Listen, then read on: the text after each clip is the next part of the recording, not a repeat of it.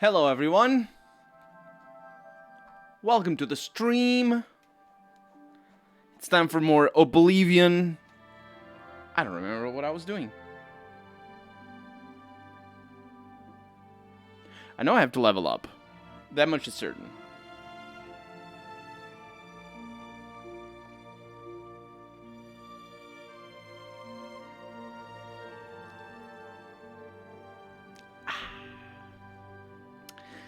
Let's continue where we left off last week. Because, well, I know there's 2 cities that I have to visit. Dante, welcome to the stream. First time I'm early on stream. Yes. Yes, indeed.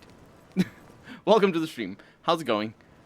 We are exploring a town, and I stopped. Why did I stop?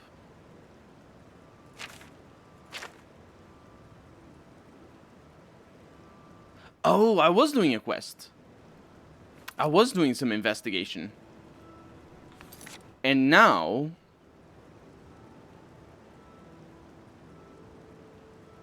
I should concentrate on gathering clues if I'm to solve the crime. Let's go to the West Tower. Because that's the likelier place that we need to visit. So right now we are in the private quarters. We got South Tower. We got towers all over the place. We also have... The West Tower is down through here.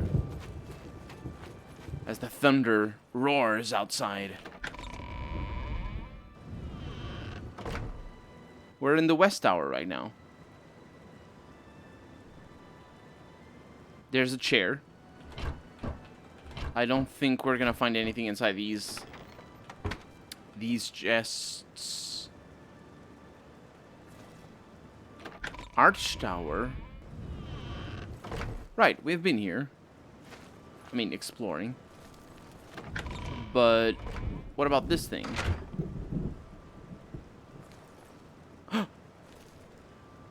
Unusual painting. Surely they didn't make it another painted world. I have found an interesting painting in a concealed area of the West Tower. It seems someone in the castle is a painter. I think I should continue looking for more clues. Okay, well, it's not really a clue. I did the West Tower bit. I think there's probably 1 clue per area. The other one that I need to do is... that Organolf has been caught drinking the West Tower. This quest used to give me headaches back in the day. So, we started off and it was just following the quest marker. That was simple. Now I'm intuition here. But not so much intuition from... I'm not really engaging with the mystery here. It's because there's really not much to go on. I'm just sort of engaging with the game itself right now. Because the game didn't give me any clues. Or rather, didn't give me any quest markers. But it gave me 2 locations, which was the West Tower, the one that we were just at. But there was another one. Told me that he spent a bit of time arguing with the livery boy in the Great Hall, who has a bit of an accident with wine shipments in the rain, and then spent the rest of the night in his room. Could be that Organolf's room has something for us? Hey, Harry, welcome to the stream. How's it going? Welcome on in. Just... popped a beer. I'm drinking soda. Because I haven't drank all day, I just realized. And water... whatever. It's not that soda is any cooler than water. It's just room temperature soda. It's the best kind of soda. It's actually... I prefer room temperature soda.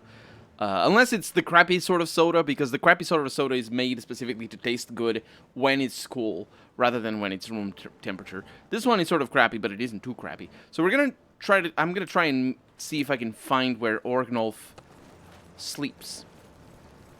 Because... Any luck yet? Well. Chanel. Hello again. I hope This your might search lead for the somewhere. painting goes well. Yeah. I didn't find the painting. Until your return. But I found a painting. So I suppose I'm not going to be able to find clues in her room if she's standing here. Oh.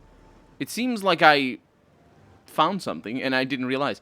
Chanel seems to have painting supplies concealed in a lectern here in her room. The fact that they're concealed seems suspicious. I think I should continue searching for more clues. Oh, right. It sort of goes unnoticed because I'm used to not paying attention to those because they are actually common. The painting supplies are common enough. An overview of the gods and worship of Tamriel, a less rude song. It's not a very uncommon song in bards and people of artistic expression. Galarian the Mystic. Hello again. I could accuse you. Until your return. Let's have a chat with Ruff. South Tower is closed. That's the main hall. Started learning SketchUp in 3ds Max, so I can make assets for City Skylines. I am happy for you. That's pretty cool. That's pretty cool. When I was a kid, I usually drew architecture. The stuff that I drew was architecture. There's a charge in the air. What do you want? Somebody's gonna be charged, but not you. Farewell. So excuse me as I rummage through your stuff.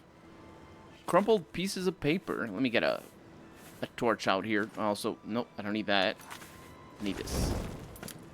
Look at these crumpled pieces of paper that I can't take or read. Guide to Skingrad. There's also some painting supplies, just not as many.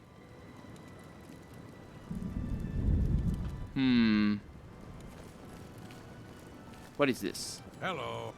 Frontier Conquest. Not much. Aha. A jewelry box. Invisibility is my friend. It's a gold noujette. You didn't see. Children's Anwad. Yeah. I think we have our culprit.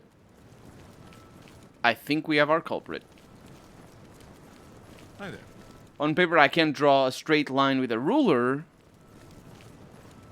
You can't draw a straight line with a ruler, but in SketchUp, things go like a charm. It's like Lego. I love it.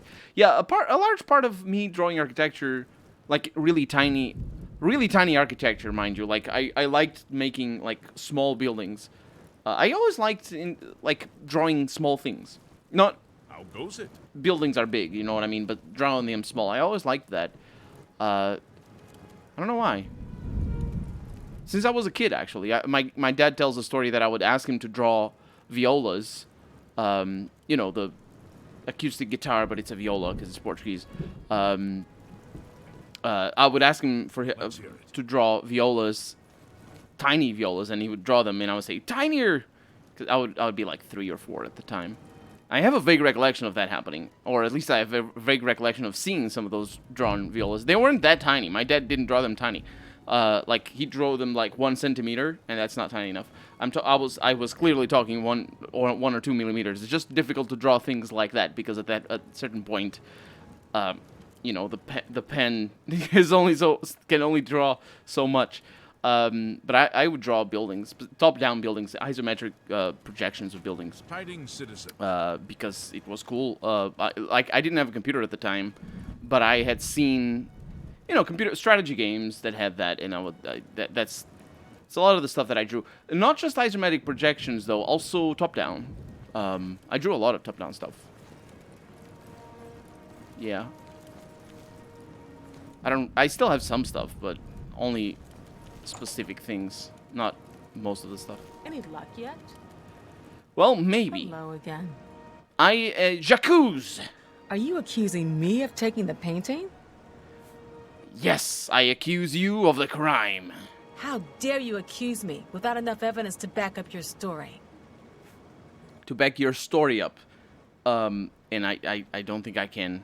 This is some Phoenix Wright logic over here. Until your return. She's really not mad about that.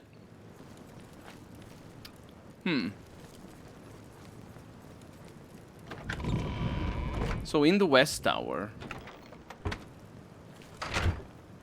Wait, was there something there that I didn't see? No. I wonder if there's anything here that I'm missing. I don't think so. There's cheap wine.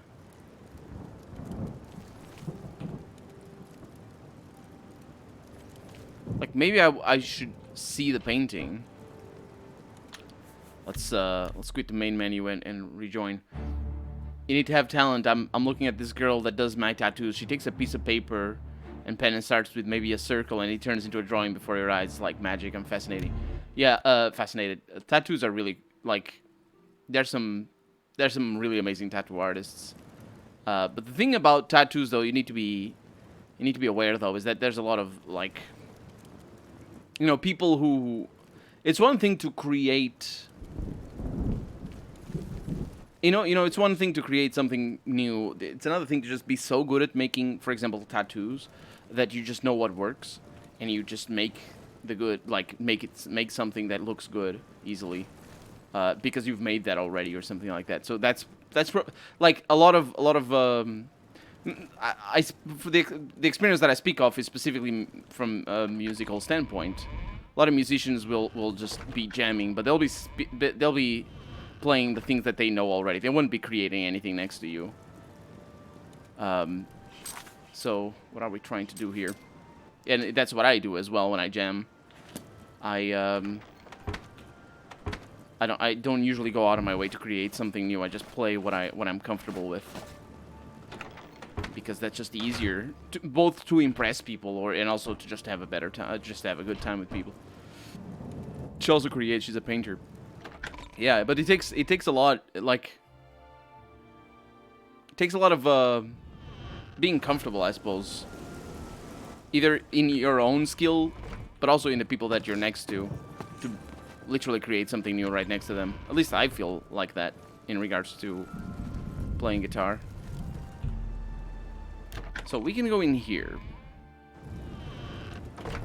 Not that it matters. I literally am lost right now, because I think... Oh, you just... it's... Talent...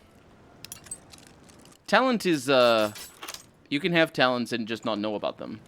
It's really interesting finding people that, again, play the guitar, like, a lot better than you'd expect them to. You know, learning to play the guitar.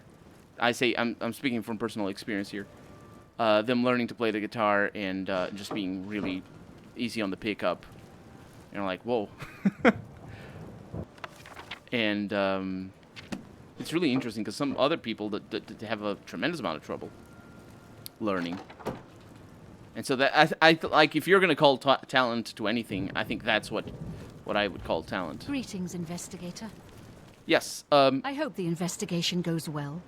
Return to me when you've found the culprit.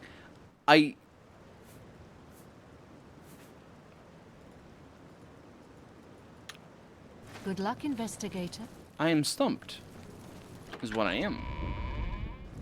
Can't dance, can't draw, can't sing, but I'm good at drinking. Are you sure you can't dance? Oh, it's Volga's errand. Finally, I found him. How goes the big, important investigation? I wanted to talk to you. Actually, I wanted to see where your room is. Back to work for poor old Orknov.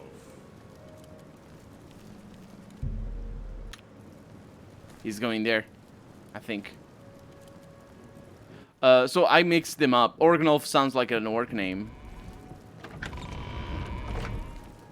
And, You again?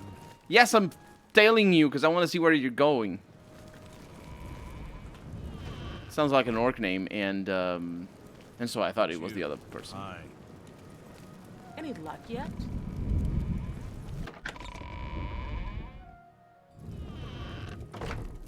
Where the heck is he going? Or is he just going out? Any luck yet? Your face. Any... Southwest. Wait a minute.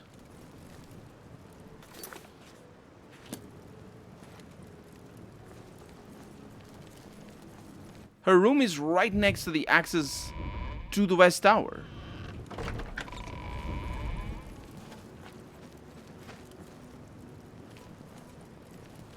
Go ahead. Castle Coral. Organ of Rovlov's quarters. Let's get in there. Okay, nobody's gonna mind me being here. He's got a broom. How dare he? Tamika Vintage 415. I don't think we're on the right track. I think we need to do the other thing. I need to read the quest description to know what the heck I'm doing.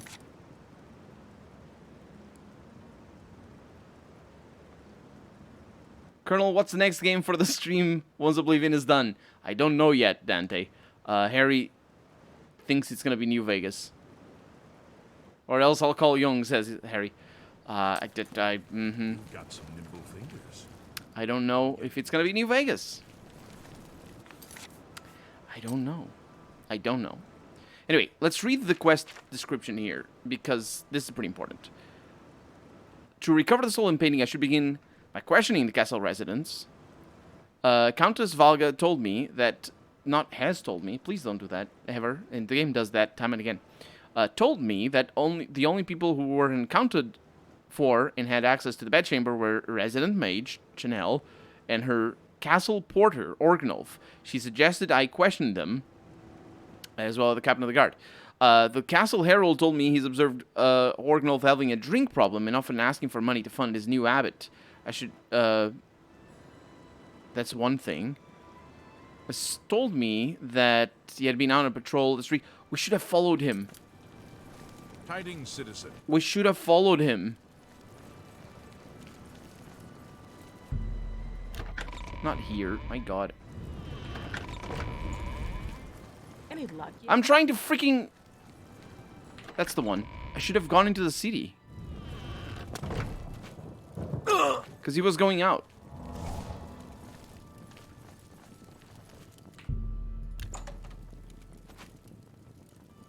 You look like a bright one.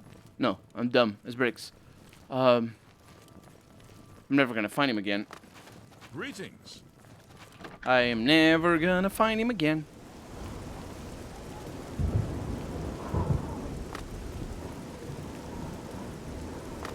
I mean, if he's gonna be in a place, he's gonna be in here. The Grey Mare, that's a shady place. You look like a bright one. I hope I can help. I don't know that you can. I'm looking for Bitnell the Curse Bringer. Bitneld, captain of the castle guard? He seems like such a nice fellow. Too bad I don't see him in here very much. You don't see him here very much? That's interesting. I vote for Wasteland 3 or Baldur's Gate 3. Both of those are gonna get Let's Plays. Like, Farewell. the ones that I do. The other ones. It's my pleasure. So, Bye.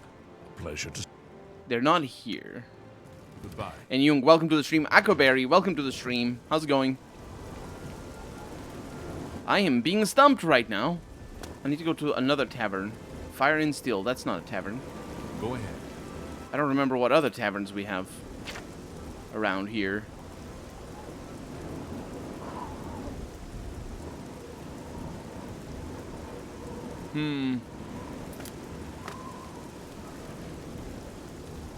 This is a problem. Let's solve the problem. I solve all the problems. I'm very good at solving the problems.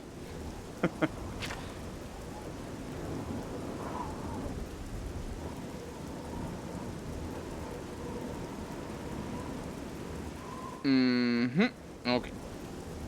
So, canvas the castle. Oblivion. Let's find out where the heck I'm supposed to go. Because I'm going. Oh, I'm going. Oh, it's always this website that sucks. My god. No wonder I wouldn't find anything. And you're not gonna believe where we need to go. You're not gonna believe. I'll show you. I'll show you. Imagine waiting for those RPGs and Colonel surprises us with a Japanese weeb game. I've played Japanese games. Dark Souls. Valkyria Chronicles. Hail. Maybe others. Greetings, investigator.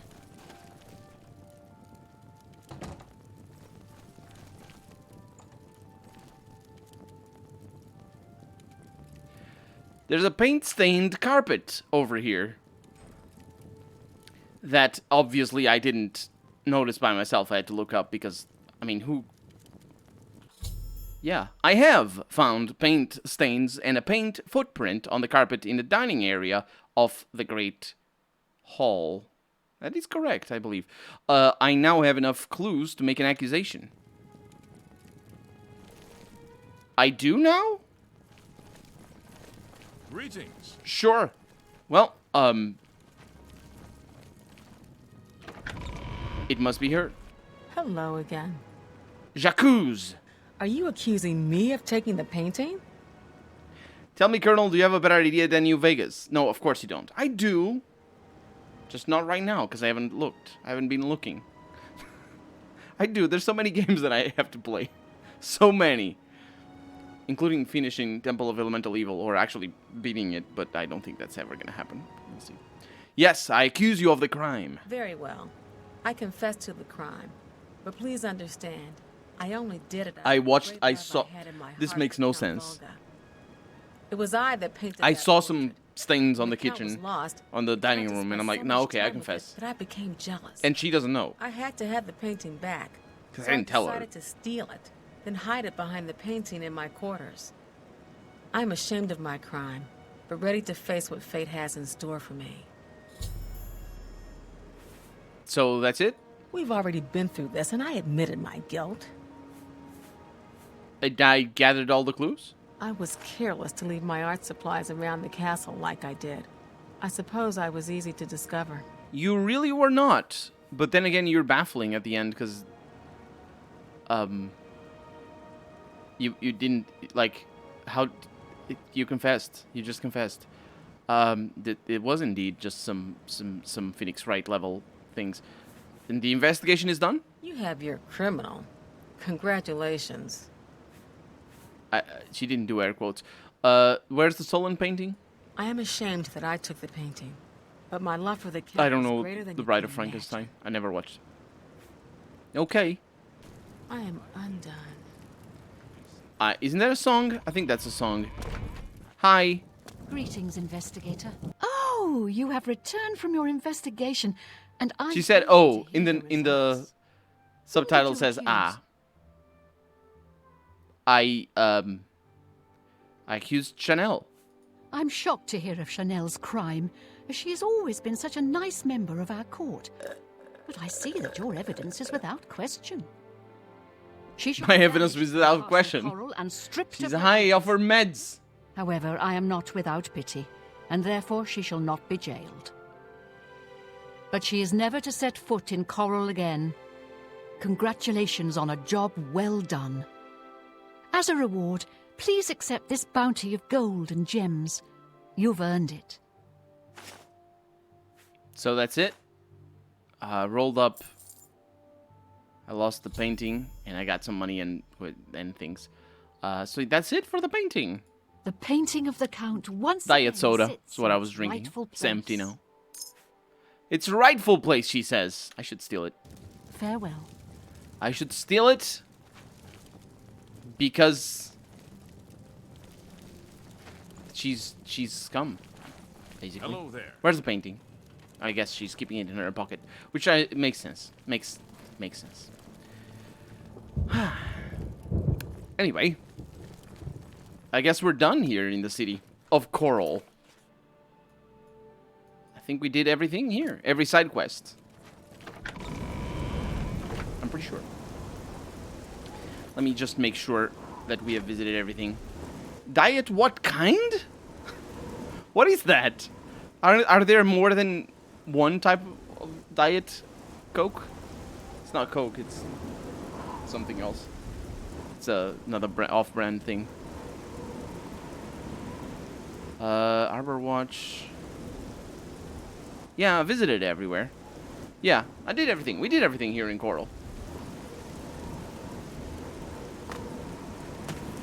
So what can we do before we finish all the side quests? Because I do want to... Let's do Shelgorath. Let's do it. So what I'm going to do first is I am going to look at my level up situation. Skill diary. Yeah, we need to level up. You were at Burger King. No.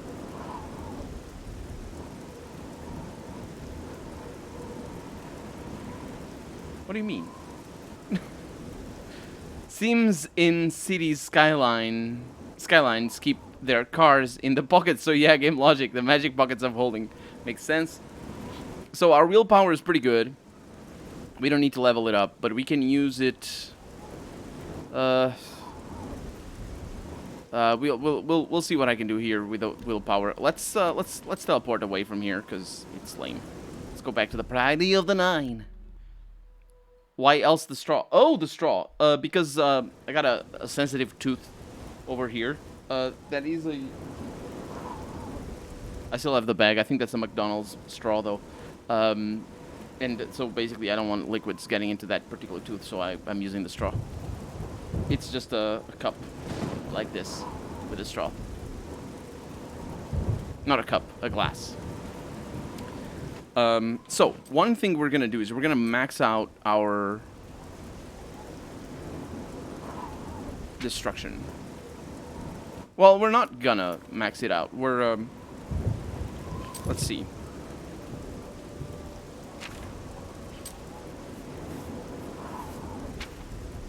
So what I want to do... Summon Scamp. So that's going to be number 3.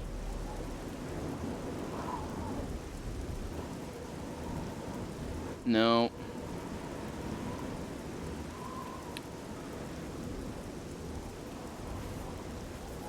Sure, it can be number 3.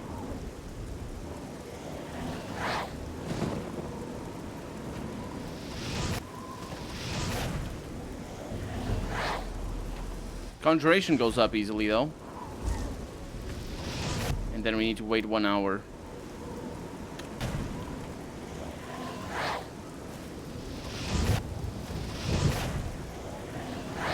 Yeah, let's see how fast I level up with this particular skill. Yeah, it's gonna be a while. So let's not bother with that. Drink vodka with a straw. I will not. That will get me drunker than... I don't know what. A thing that is very drunk. If things can be drunk. Leveling up in this game is so stupid. It is. I'm just messing with something here. So yeah, destruction is basically out of the question. We're not gonna do this again because we did it. We don't really need to. Oh, finally, we don't really need to worry too much about destruction itself. What we need to worry about is training. So we can train for this level, and we have to train for this level. The thing is, we are going to need to level up some things. And there's one skill that I will cheat, basically. I will, instead of just leaving the game running overnight, which is what I used to do when I was a kid, I will just pretend that I did that, and we can just skip over that, which is sneak. You can do that with other skills, but sneak is the only one. So we can level off of sneak. Sneak is going to give us agility. Actually, that is a good idea. We just level off of sneak. And we got training on strength. But the problem is we're going to need endurance as well.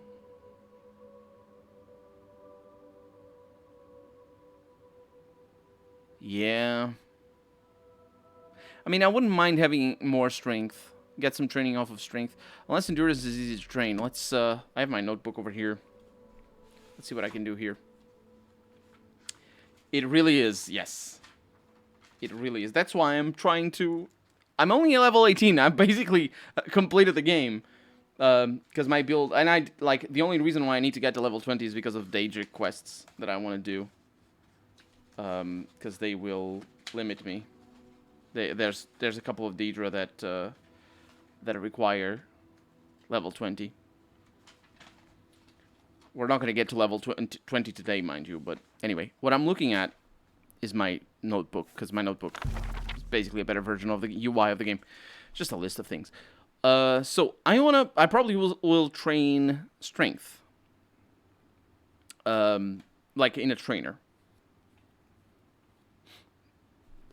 I would say maybe armor would be an interesting one. Yeah, sounds like a good deal. We train armor 4 times, and then we find another trainer for endurance. And then we find, but before we do that, we're going to need to learn endurance. Now, how do I learn endurance? Endurance, no, endurance is armor. Yeah, we're going to need armor trained 5 times. That's the one. So if I can find a way to train strength by myself, that'd be amazing.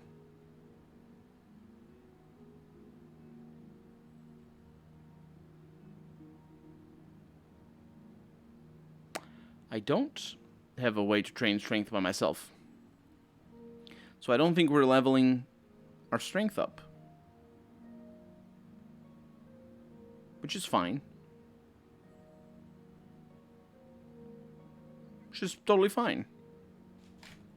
It's a shame, but it is totally fine. Now, let's find an armorer trainer, because I never know where they are.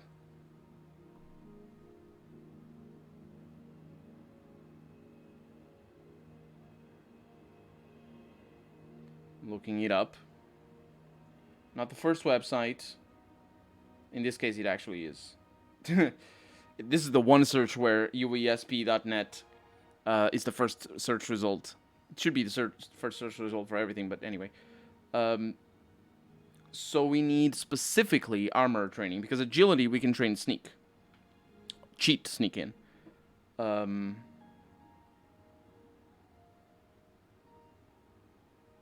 Armor training. Fire and Steel in Coral. Rashida. Sounds good to me. Let's go there.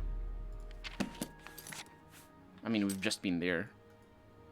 And I know where Fire and Steel is as well. Yep, USB is so much better than Wiki. Oh, absolutely. It's like it's night and day. I don't even know why they did that. Why they have the other website be like it is. A lot of it is copied over straight from USB. Oh, this is not the right one.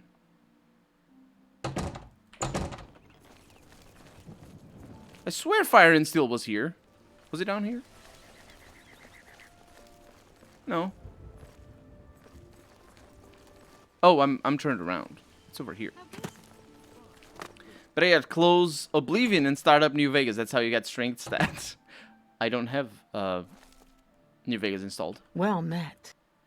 Rashida, I need the train. Have you heard rumors? Ah, Coral. That's the one. Train. I'm willing to teach if you're willing to learn. Pay attention. Knowledge. You've got a lot. Let's get to training. I'm willing to teach. Good, good, good. Okay. Take care. So now we need to advance sneak, because sneak is one of our major skills. Basically, I would do this. Actually, it's not a good place. I need to find a place where I can sneak. Sometimes it happens. Oh. There it is. You just do this for however many hours. You do it overnight and you level up. Then you just use the... Well, actually, doing it overnight is a bit of a pain. You need to calculate how long it's going to take. Yeah. Yeah. Anyway, we're not doing that.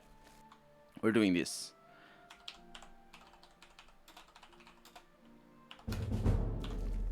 That's what we're doing.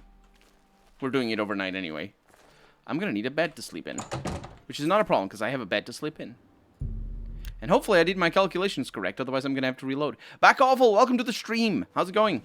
Console commands to pass time faster? Well, sort of. It's sort of what happened. I specifically leveled my skill up. Like, I Yes, Lord I got the skill up. That guy annoys me, by the way. You're really good. Maybe the best. Sounding like a person over there. And that's why it's so hard to get better. But you just keep trying, because that's the way you are. Aw. Anyway, we're not getting strength, unfortunately. We're getting agility, endurance, definitely endurance. And, let's go with speed. We need willpower. We don't have maximum willpower. Huh. Let's fix that. Let's level up again. Yeah, we're leveling up our willpower. Now how that should be easy though. That should be easy. Tired exams, lots of meetings. Ugh. If this wasn't a stream, would you have let it run like that overnight? What do you need? Good day to you. No, I wouldn't. I wouldn't. I would just have cut to black. And, effectively, I'm doing a Let's Play with this, and I'm not showing in the Let's Play what I'm doing to level up. I'm saying this because when I started playing this game, in Oblivion specifically, I did that. Specifically, not Oblivion, Morrowind specifically, I did that. And for Oblivion as well, I remember the first time I finished Oblivion, I had a character that had spent a whole night running in the river of Balmora. The thing is, I've done that in my life. I don't need to do it again. It doesn't, it's an irrelevant thing to do. There's nothing to be gained from that. From letting, it's just a bad system. It's a system that incentivizes you to leave it running overnight. No. I'll make your system better by cheating. So, that's the... Wharton's, welcome to the stream. Thank you for showing up, and thank you for the good wishes. No connection to stream. May I post a link to a single web comic panel? Sure. If it's I don't know what. Oh, it's just a random. Sure. Go ahead. Right ahead. Okay. So we're gonna level up again, but we're gonna need to level willpower because I need that.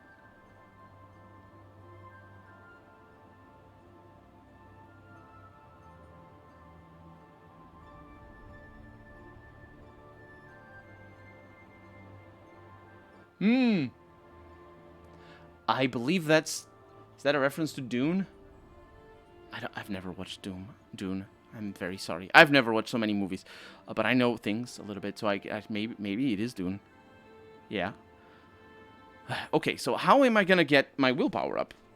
I think I can. I think there's some skills here that I can get up.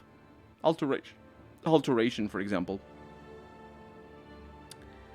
In restoration. Not destruction. We're not gonna train. Although we could train this. No, we still need the lion pelts. It's such a stupid quest. I'm not gonna cheat on that one because it also is a stupid quest that I don't. The quest that I need to get 30 lion pelts or bear pelts or whatever. So we're gonna train alteration by ourselves. So what that does is we find a spell that is alteration. I don't know what these distinctions are down here. Like, for example, buoyancy. And we just cast it over and over again. And that's our willpower going up. The problem with that is that my mana can't sustain that. So we need to do Ease Burden. My mana can't sustain that either. My god, Ease Burden is expensive. Is that...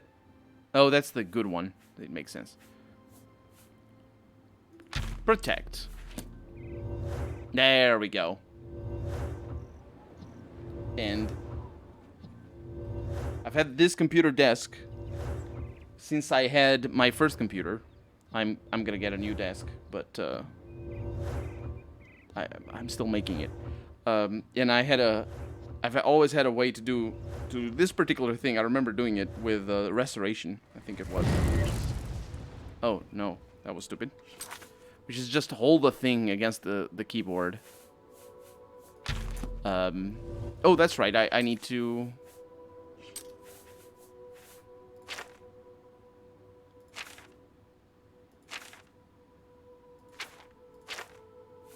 Heal wounds. That's the one.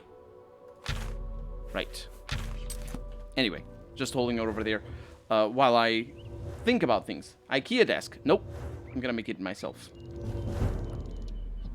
Dune is a book series, not a movie. Well, the movies are okay. Oh, there's multiple. I didn't know. But the books are way too amazing. Yeah, now that you say it, I recall knowing that, but I never read it. So, what else do we need besides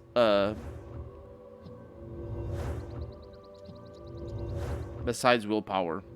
The problem with willpower is that if I want armor, I'm gonna need to train armor. Because I'm not about to go on a training for armor. And that just gets me 5, because this game has a limitation where you can't train more than 5 times. It's so bollocks.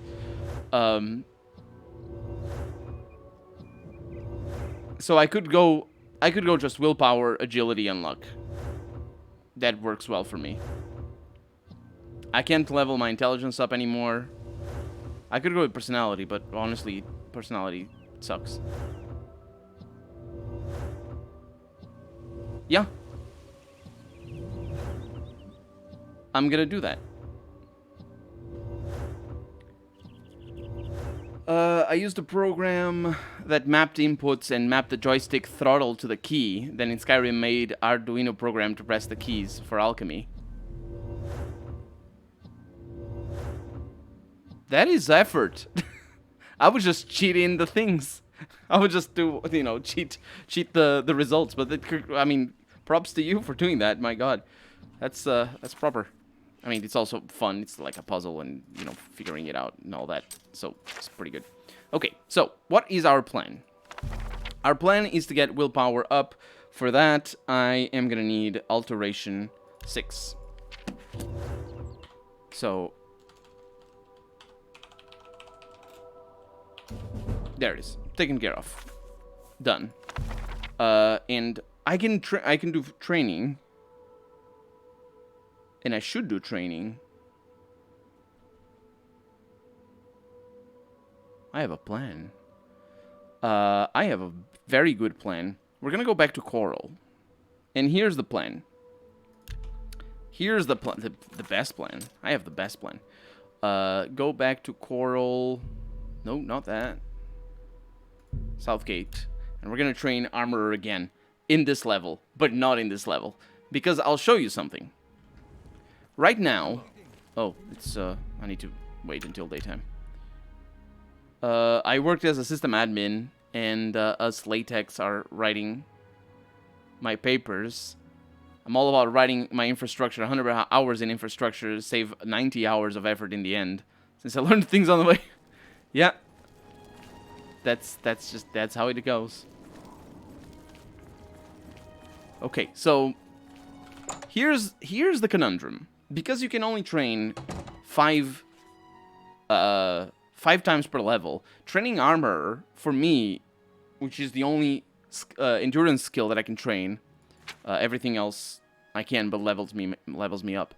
Training armor is really bad because you never need to train armor because it only gets you 5, so it never gets you the 10 endurance skill points that you need to have the 5 endurance on level up. So right now we're gonna get 5 willpower on level up because we have 10 skill levels that we leveled up. That's how the system works. If you got to 10 or higher, you get to get 5 of the stat when you level up. So right now we're gonna have 1 of each stat except for willpower that gets 5. So what we need, because we have 0 over here, 0 progress. This is the level progress. What we need is sneak, and sneak is a level skill. It's a major skill for me. Because I never use it. So sneak is going to give us 10 agility. Now, how does that work? Well, it works as I was doing before. I'm just going to go over here, crouch, and walk against the wall. That's not what I wanted to do. What's the key? That's the key. Just walk against the wall. Press caps lock, and we're good to go. And of course, we're about to do that.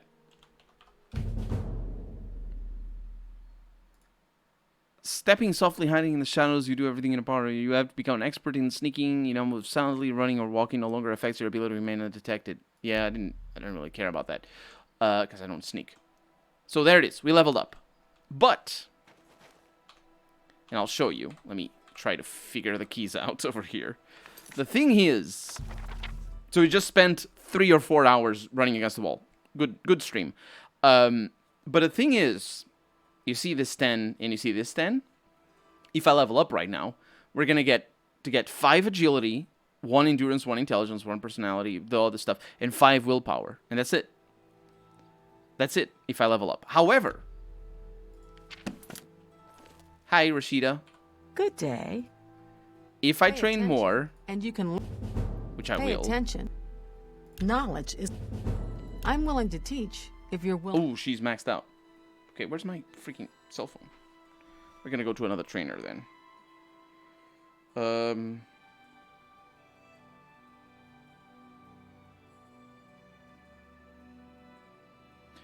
You have to be kidding me.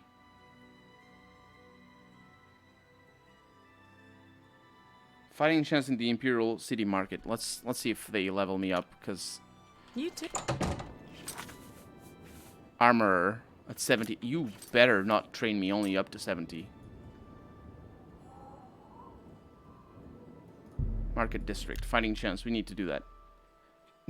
I'm with Baka. So fighting chance. Let's do the training. This is after I leveled up, mind you. You can't see the icon in the lower left corner of the screen that tells me I leveled up, but it's there. If I sleep, I level up. I haven't leveled up yet. No idea where the fighting... Oh, there it is. I found it.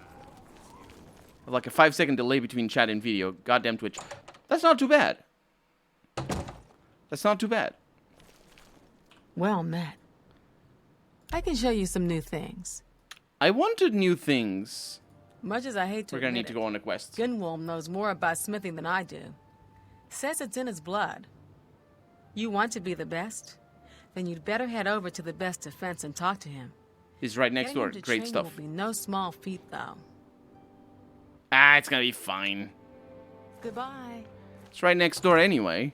Trying to level up here and get some armor training. Please go ahead. The best Heard any defense, news from the other provinces? I believe, is over here. Look at me knowing the Imperial City. It's been a while. Oh, Well met. is it not you? Knowledge is the key. No. I'm very sorry. Take care. What do you want? I want training, but you don't. Aye.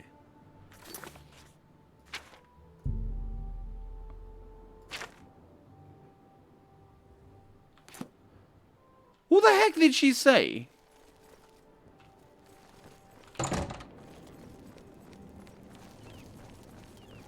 Hello there. A friend of mine. She said the best defense. He said some ultimate noble.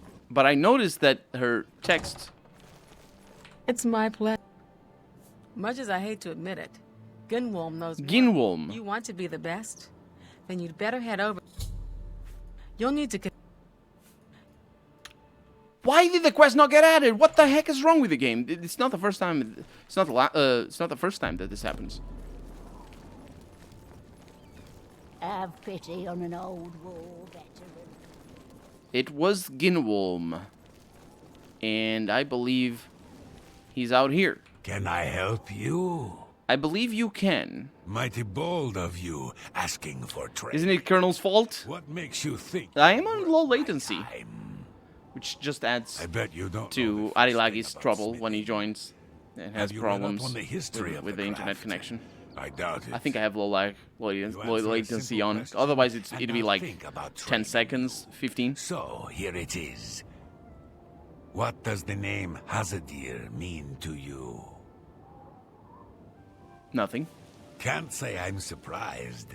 Few recognize the name anymore, even though he was famous. Had a book written about him, in fact. Books, I'm good with those. I don't have a copy myself, but there was one in first edition last time I was browsing there. This is all very close together, these quests. Interest in history. You know, because it's all here. Really? We'll try again, I suppose. What does the name Hazadir mean to you? No, I need to go get the book. I'll be right back. And then I fade to black. You too. Fade to black on the Let's Play is what I mean. It's his fault. If he would have played New Vegas, this wouldn't happen. Flawless logic. Go ahead, please. What can I interest you in? What was the book for Azadir?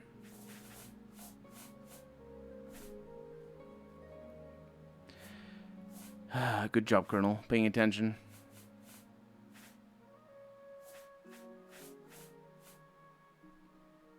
Good job, Colonel. You're so good, Colonel. So pretty as well. Azadir book. Armor training, that's a quest. Yes. The Armorer's Challenge. Good. Nope, don't do that. Do this. The Armorer's Challenge. That is the one. Thank you for your patronage. Thank you very much. Let's read the Armorer's Challenge. Oh, it's not down here. The Great Vajonas, thank you for the help and welcome to the stream. I had to look it up. 300 years ago, when Kataria became Empress, the first and only Dunmer to rule all of Tamriel, she faced opposition from the Imperial Council. Even after she convinced them that she would be the best regent to rule the Empire while her husband Pelagius sought treatment for his madness, there was still conflict. In particular from the Duke of Vengetto, Thane Minglumiri, who took a particular delight in exposing all of the Empress's lack of practical knowledge. In this particular instance, Kataria and the Council were discussing the unrest in Black March and the massacre of Imperial troops outside the village of Armanius. The southern swampland and the sweltering climate, particular in summertide, would endanger the troops if they wore their usual armor. "I know a very clever armorer," said Kataria. "His name is Hazadir, an Argonian who knows the environments our army will be facing. I knew him in Vivek, where he was a slave to the master armorer there, before he moved to the Imperial City as a freedman. We should have him design armor and weaponry for the campaign." Minglumir gave a short, barking laugh. "She wants a slave to design the armor and weaponry for our troops. Sirolus Sacus is the finest armorer in the Imperial City. Everyone knows that." After much debate, it was finally decided to have both armorers contend for the commission.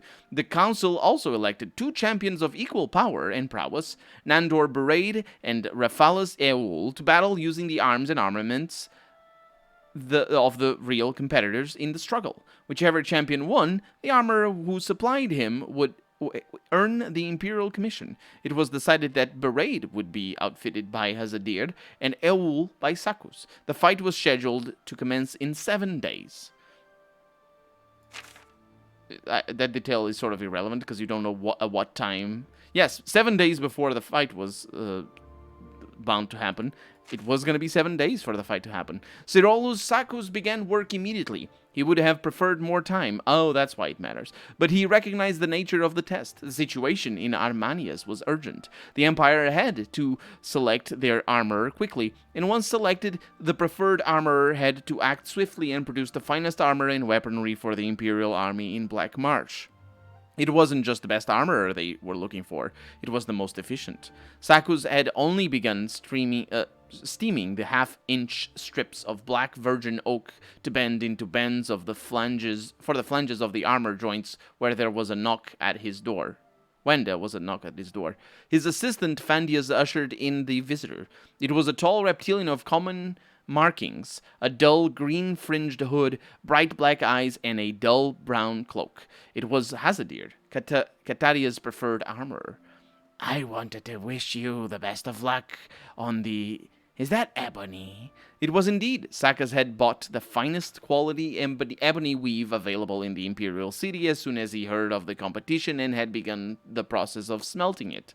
Normally, it was a 6-month procedure refining the ore, but he hoped that a massive convection oven stoked by white flames born of magicka would shorten the operation for 3 days.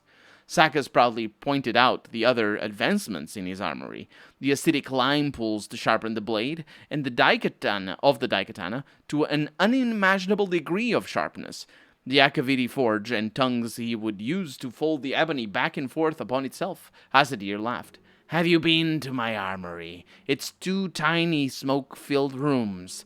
The front is a shop, the back is filled with broken armor, some hammers, and a forge. That's it. That's your competition for the millions of gold pieces in Imperial commission. I'm sure the Empress has some reason to trust you to outfit her troops, said Cerolus Sakkas kindly. He had, after all, seen the shop and knew that what Hazadir said was true. It was a pathetic workshop in the slums, fit only for the lowliest of adventurers to get their iron daggers and cuirasses repaired. Sakkas had decided to make the best quality regardless of the inferiority of his rival.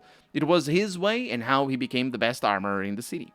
Out of kindness and more than a bit of pride, Sakkas showed Hazadir how, by contrast, things should be done in a real professional armory. The Argonian acted as an apprentice to Sakkas, helping him refine the ebony ore and to pound it and fold it when it cooled. Over the next several days, they worked together to create a beautiful daikatana with an edge honed sharp enough to trim a mosquito's eyebrows, and enchanted with flames along its length by one of the Imperial battle mages, as well as a suit of armor of bound wood, leather, silver, and ebony to resist the winds of Oblivion. On the day of the battle, Sakkus, Hazadir, and Fandius finished polishing the armor and brought in Rephalis Eul for the fitting. Hazadir left only then, realizing that Nandor Baraid would be at his shop shortly to be outfitted. The 2 warriors met before the Empress and Imperial Council in the arena, which had been flooded slightly to simulate the swampy conditions of Black Marsh. From the moment Sakkas saw Eul in his suit of heavy ebony and the blazing daikatana and Baraid in his collection of dusty, rusted lizard scales and spear from Hazadir's shop, he knew who would win. And he was right. The first blow from the daikatana lodged in Baraid's soft shield, as there was no metal trim to deflect it.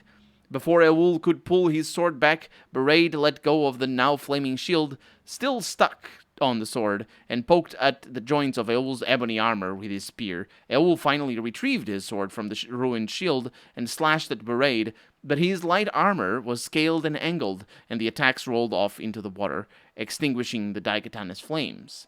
When Baraid struck at Eul's feet, he fell into the churned mud and was unable to move. The Empress, out of mercy, called a victor. Hazadir received the commission, and thanks to his knowledge of Argonian battle tactics and weaponry and how best to combat them, he designed implements of war that brought down the insurrection in Armenias. Cataria won the respect of the council, and even grudgingly that of Thane Milglugmide, who was a jerk. Cerolus Sakkas went to Morrowind to learn what Hazadir learned there, and was never heard from again, because he probably got eaten by a cliff racer. Oh, and that's it. Thanks. Take care. Daikatana called someone just used... yeah, this game has that. It's just one of the types of weapons. The armor challenge. You should duel Colonel to settle this once and for all. For a fistful of dollars, I'll duel anyone, says Harry. I won't. I'll lose the dollars and the duel. Hey. Can I help you? Yes, I know the thing. He won the armorer's challenge. Well. So you do know a thing or two. I didn't need to read the whole thing. Was my great-great-grandsire's sister's son. Bet you didn't know that. All right. I don't know who you are. How could I know that? You want training? That's not a knowledge. Well, I'm very glad, because I do need Pay training. attention, and you can learn a lot. Knowledge. So the way this works, remember how I was telling you Good. that I was going to get 10 of each. Or 10 of 2 and 1 of the other ones. The reason is, you can see that I have 6 endurance here. What does that mean? You might ask. It's also a bug, because I'm pretty sure it's not 6 endurance, but it's fine. What does that mean? Will I get some endurance? Yes, Lord Crusader. I hope not.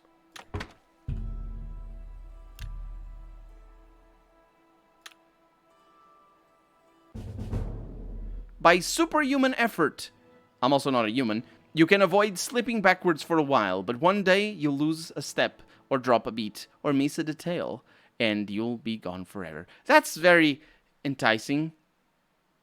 Oh no, they freaking patched it.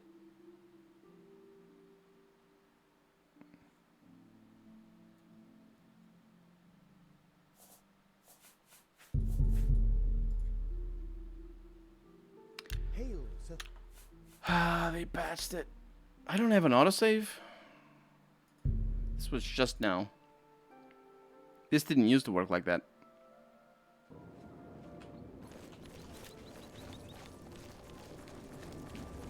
It did not use... Nani, yeah. It did not used to work like this. Can I help? Once you level up, it stops counting. Let's get to it. I can show you. Knowledge is power. So, 7:30... 7:30. Take care.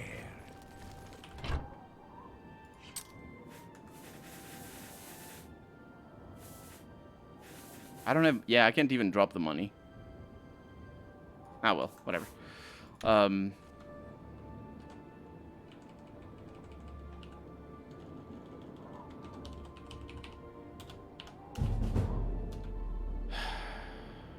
Now I can upgrade my armor above 100%, which is pretty cool, actually. There it is. I just trained 10 times, and I'm not gonna train... I'm not gonna train next level. I just need to remember that. Because what I was gonna do, it was gonna be all smart and interesting, but it turns out it's dumb and stupid. Oh boy. Ah well, whatever. I wanted to stop by and say, I'm really enjoying your Oblivion and Arx Fatalis Let's Plays. I'm glad you are. Just fantastic games. I'm really enjoying making both of those Let's Plays. Oblivion is a very special type of Let's Play, but still. Because, you know, it's edited, so it's different. And now, by superhuman effort, even though I'm not human, you can avoid slipping backwards for a while, but one day you'll lose a step, or drop a beat, or miss a detail, and you'll be gone forever. And we get back to 10 to maximum willpower because I was a vampire and I got that. It's complicated. And now we can finally do the 2 remaining Daedric quests that we couldn't do before. I need to look them up as well. Deja vu, yes it was. I've just been in this place before.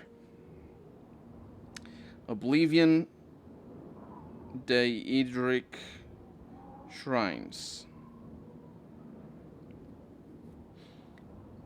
When they changed something in the Matrix. Is it? Or is it just bugs? I don't remember. I think it's bugs, but bugs can happen when they change something in the Matrix. So we have Clavicus Vial, southwest of the Imperial City. I don't believe I have it. So we're gonna explore. Also, hopefully I will find a town. This Minotaur is very confused about life. Oh no. There's also this. And that is a problem.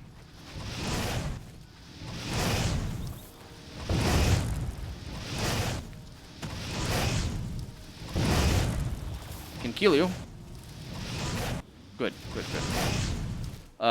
So, let's go north.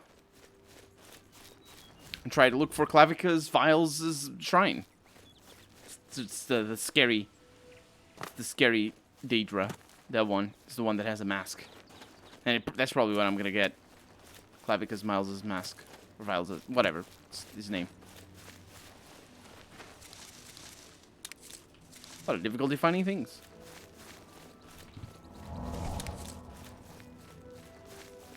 So they have a castle.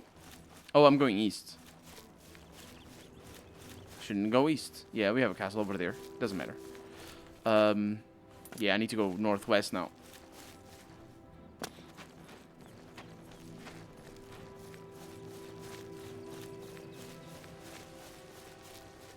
And I'm mostly looking at the compass.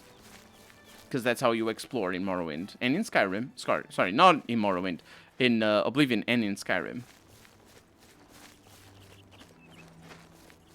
Which is a shame. So you have a dungeon up ahead.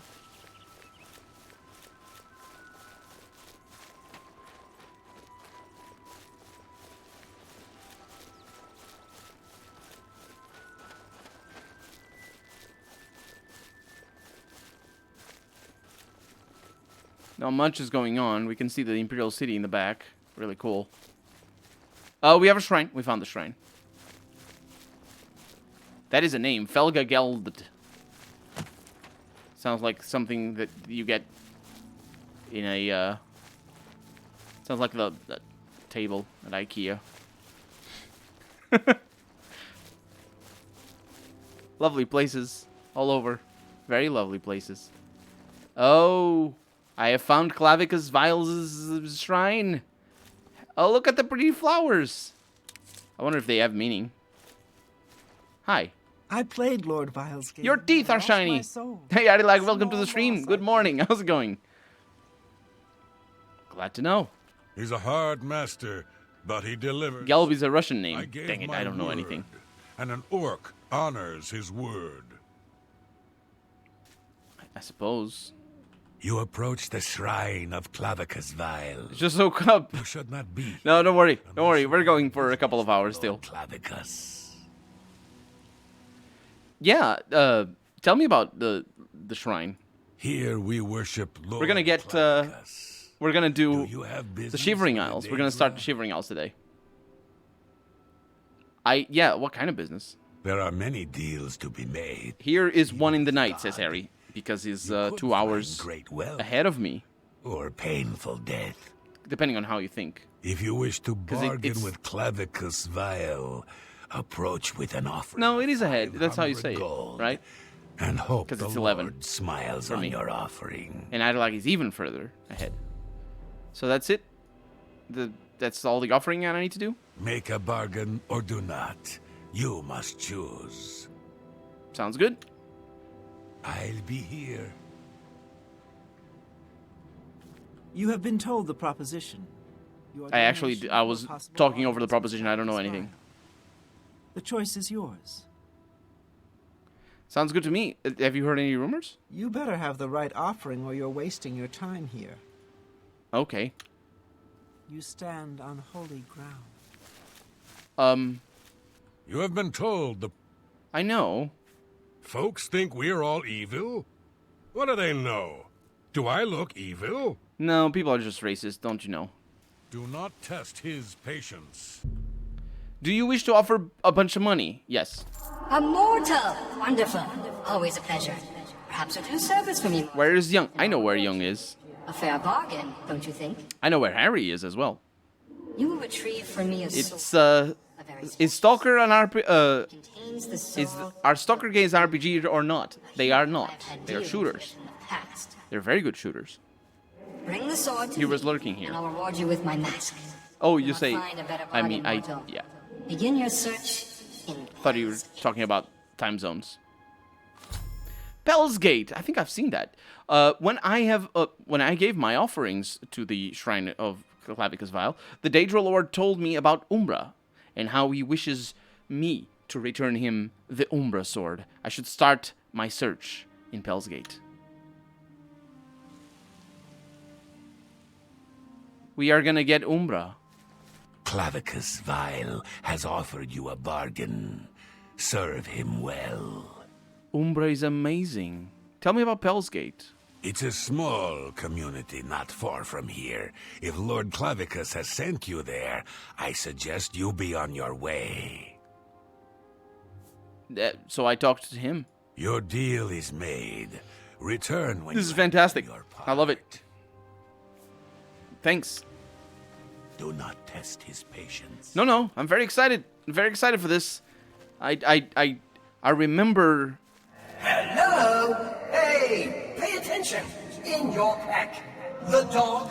What? I swear, you heroes aren't particularly quick on the uptake. Good. Got your attention. I'm Barbas, the Hound of Clavicus Fire. Not that I've always been Hound, or always been called Barbas. I've also been a Red Guard. For a while I was a scamp, making deals with orcs. But for now, I am his Hound, and I serve the Lord. Capital H on both accounts. A word of advice here. You've made a bad deal. This Umbra, bad business. Things always end badly where that one's concerned. Clavicus has always been a little blind to that, and it'll end badly this time too. So just leave things be. Walk away. It's your best bet, really. I am definitely not doing that, Barbas. Barbas, the Hound of Clavicus Vile, has spoken to me through the figurine that appeared in my pack. He tells me that returning the Umbra sword to Clavicus Vile is a mistake, likely to cause great ruin to Vile's domain. He didn't say anything about that, but sure. And now we have a statuette of a dog that I can't drop, because it's the quest item. The first time... So Umbra, if you've played Morrowind, you know Umbra as a sword for, it's just a magic sword, for a very peculiar character, in, Sul? Pelag Sul? I don't remember the name of the town. The other day I remembered, but I don't remember it right now. And it's a pretty amazing sword. It's a little bit different in this game, though. I don't know who that is. Naked people. My favorite. I think. Okay, this is, hypothetically a problem. Maybe. Yeah, because that... Bless you. So in this game, the first time I came across this quest, I actually... did it the other way around. I went to... Okay, let's see if I can kill her. Good. Whew. Really, really nasty. I'll take that. Thank you very much. I went to the ultimate destination that we're going to. I can tell you where we are going. I'm pretty sure we're going over there. Because, you know, I was just exploring. I came out of the main bridge and I turned left and started exploring stuff. Hello, naked person. Hello. Oh, you're dead. Well, I guess that's it, innit? That's what you get for being naked. Ooh, Vest of Warding. Pretty good. Not something I would use personally, but that also explains the nakedness. So the thing is, I found the ultimate destination, and it's pretty obvious that you found the ultimate destination of this particular quest. So for this whole playthrough, I've been expecting to find how to get this quest, because I knew it was part of quest. Oh, hi. I'm very sorry. There's so many people that want me dead. Like, I don't even know you. I've never met you. I've never said anything bad about your mother. And you're also resistant to fire, which is a pain in the ass. But fortunately, I have spells that do other damage. There we go. That is indeed the reaction that I was looking for. Ooh, silver arrows are pretty nice. So yeah, basically to sum it up, I've been looking forward to this particular quest for the whole playthrough. But I don't know where this is going. I don't remember doing it. So this is blind, even though it isn't. Even though I know where we're going. Let's go. Yeah, that's why I remember being to Pelagiad. Was it Pelagiad? Shuran. Back Awful tells me in chat right now. Shuran is the name of the town in Morrowind. Oh, Morrowind. Where the Bikini Dancing Club? That's right, it's in Shuran. How did I was thinking Sul. What is Sul? There's something Sul in... I remember you. What's this about? Welcome to Pell's Gate. What brings you around here? Your armor is amazing. I want that. That's the best light armor in the game. We are a small community. I think it's Mostly pronounced keep to ourselves. Suran, not I'd say it isn't Shuran. nice to see a new face around, though. I have no idea. Yeah, I'm looking for Umbra. Umbra? You need to speak with Iroki the One. Alandro Sul. I've got nothing to Companion say of about Umbra. Never are. Okay, Take care. thanks. We have a lot of people's houses and whatnot. Irok the Woke. I think. The Wide. Why didn't you rhyme? Terrible person. You're not supposed to be in here. I know. Welcome to Pell's Gate. Why the armor looks like a bug shell? It's made of glass. It's a... I think it is more or less the same design as the original Oblivion glass armor. I don't remember. Morasul. Morasul? There's a city called Sul in... something Sul in Morrowind, maybe. Because it's a Bethesda game. That's not a bad one, actually. So, have you heard any rumors? Where to buy weapons? No. Where to get Umbra? I know of Umbra. But you're a Glass stranger, armor is the best light armor. and I'm not talking. Oh, no, that's easy. Farewell. Oh, that's not easy. Welcome to Pell's Gate. That's easy. Umbra. That's a name I haven't Brittle. heard in a while. It would be. And it's not one you Cinderella should be had around glass Pell's shoes, Gate either. and they were lame because Before I they have an go on, expiration date very short, something very out. short expiration date. Are you here asking about the sword or the person? Which is it? I don't know. The sword? It's a powerful sword, no doubt about that. Jet black, got a wicked edge on it. It's not jet black. And they It's say glass. it can steal a man's soul. It can. I know of It's at least just one it casts soul soul trap stolen. on hit. It's basically all it Lenwyn. does. She's the one who found the blasted thing. I suppose you want to hear about the person now. No, I wanted to hear. Why did you give me the option if you're gonna tell me about both? Who is Umbra? Dark God of Thuru, welcome to the stream. How's it going? Happy Tuesday. Lenwyn. Yes, absolutely. She's my apprentice. Welcome on in. She was. Except till she for the people found who that are sword. already on Wednesday. Never did say where it came from. I'm not yet. She just showed up But, with it one day. Said it was Harry called is, and Arilagi Umbra. is, But and Jung she as was well. Different. She'd always been. We're fair doing the with Umbra sword. quests. We're gonna do She began looking for fights. the two became missing bloodthirsty, Daedric quests that we're and then missing, started calling herself and we're gonna get Umbra ourselves after into the sword. the Shivering Isles today. Finally signed on with some mercenaries. Onsdag. But I hear that That's ended better. too. We haven't seen her in... That's Wednesday though. Where's she now? Can't say for sure. Some say... Folded they've 1,000 seen her times. nearby, That's nothing. Near the Vindasa Once ruins. the iron is pure, Might just be wishful it doesn't matter. thinking, though. If she's around, she hasn't because the come folding into doesn't Pell's add Gate, nor should consistency she. or strength. I fear that girl is long gone. If you seek her out, And also, take if care. the iron is She's pure, a powerful one. the Leave that folding sword. doesn't show. I'd steer clear if I was you. That's it? I can't tell you any more than I already have. I'm sorry. Okay. I wish you luck. I fear you'll need it. I don't need it. I am the best. Let's go. You've got some nimble fingers. What have you been getting into? So basically, if you know what Damascus iron is, it's famous type of folded iron. There's a lot of types of folded iron. Folded iron is just very common. But Damascus iron is treated differently, and it's made to look like that. There's other types of folded iron that don't look like that. But what the thing is, if the iron is pure, and you fold it, it doesn't get marks like that, like the Damascus iron shows. The reason why Damascus iron looks like that is because it's not as good. And it is indeed, the folding is a way to surmount the fact that the iron sucks. It's not the iron that sucks, mind you, it's the forging techniques that suck. Because you don't have a good enough forge. Because you need very high temperatures to melt iron, specifically steel. It's Damascus steel, maybe? I don't remember the details. Japanese sword-making techniques were made to overcome an awful quality in iron, lack of metallurgical technology. Yeah, mostly like that. Back awful. That's what I'm referring to. Oh.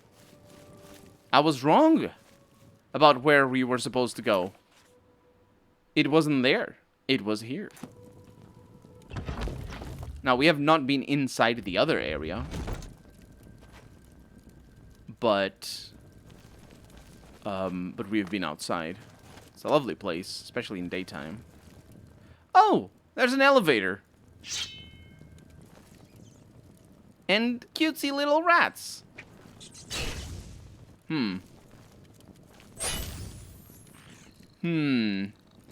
Is it gonna be one of those areas that just has... That's not what I want. That just has low-level creatures?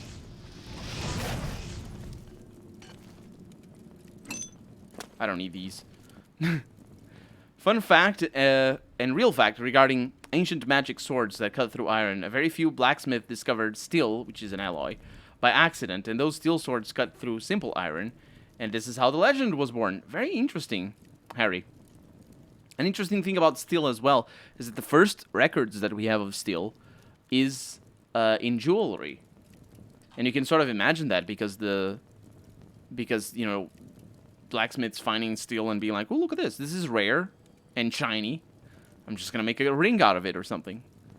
And it was used as like gemstones in a ring. I've always wondered why the sword of the blades are katanas. Not that I'm complaining, but it just seems weird to me. It's just this setting mixes Japanese things, and they have to put them somewhere. 92% of the iron from Europe comes from Sweden. I didn't know that.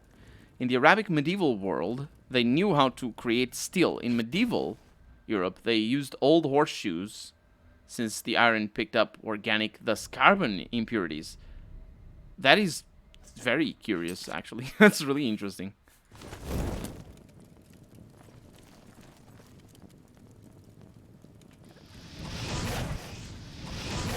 I don't think I need these, but I'll still take them all.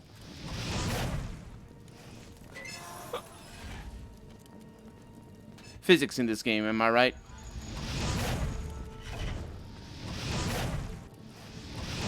The red tequila sucks.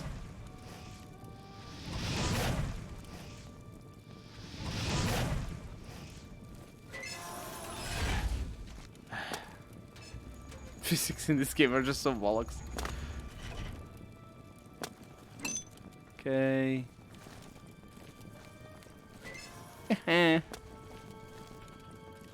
Oh! You robbed me! Oh no. Oh, no, that works. No, it doesn't. Need to click here. There it is. There you go.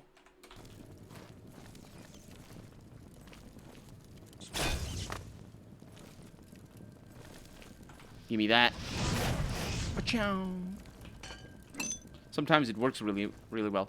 Is there an ice spike skill? I've never seen it. I don't think so. But maybe there is. It just doesn't show like an ice spike. Arabs were great sword makers. Yeah, there's a lot of Arabic swords that are they're very famous to tulwars and scimitars.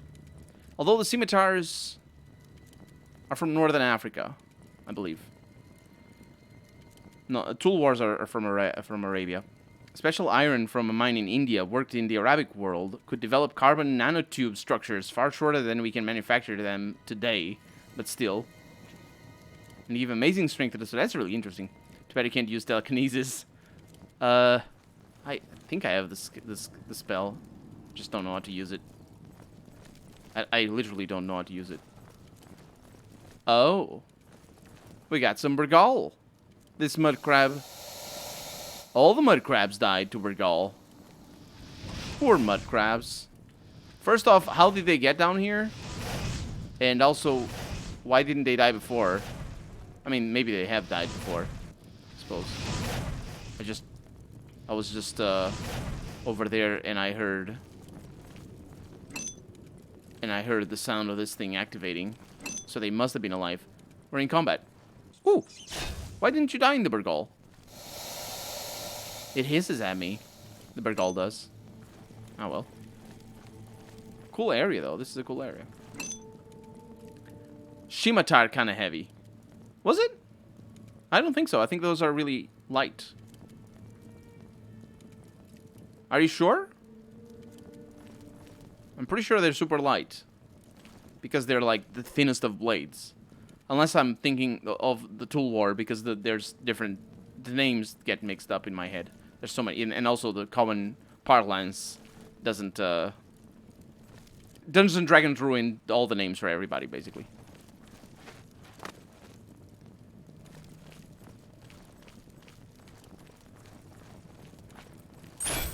It is indeed an area full of little tiny creatures. Really cool area, though. For the Egypt quest that requires me to be level 20, this is quite a walk in the park. I like it. I like walking in the park. Scimitars were heavier than European longswords, for instance. In general, all weapons were made to be super light, far lighter than is commonly acknowledged today. Oh yeah, that's for sure. But they can't be lighter, heavier than the European longswords. European longswords are two-handed weapons. They weigh 2 kilograms. Scimitars are a one-handed weapon. And they have super thin blades. So much so that the remains of scimitars that we have from the era, they're very hard to maintain because the steel is so thin that it rots very easily. Because it's basically a sheath. It just has the spine or whatever, the thing at the back.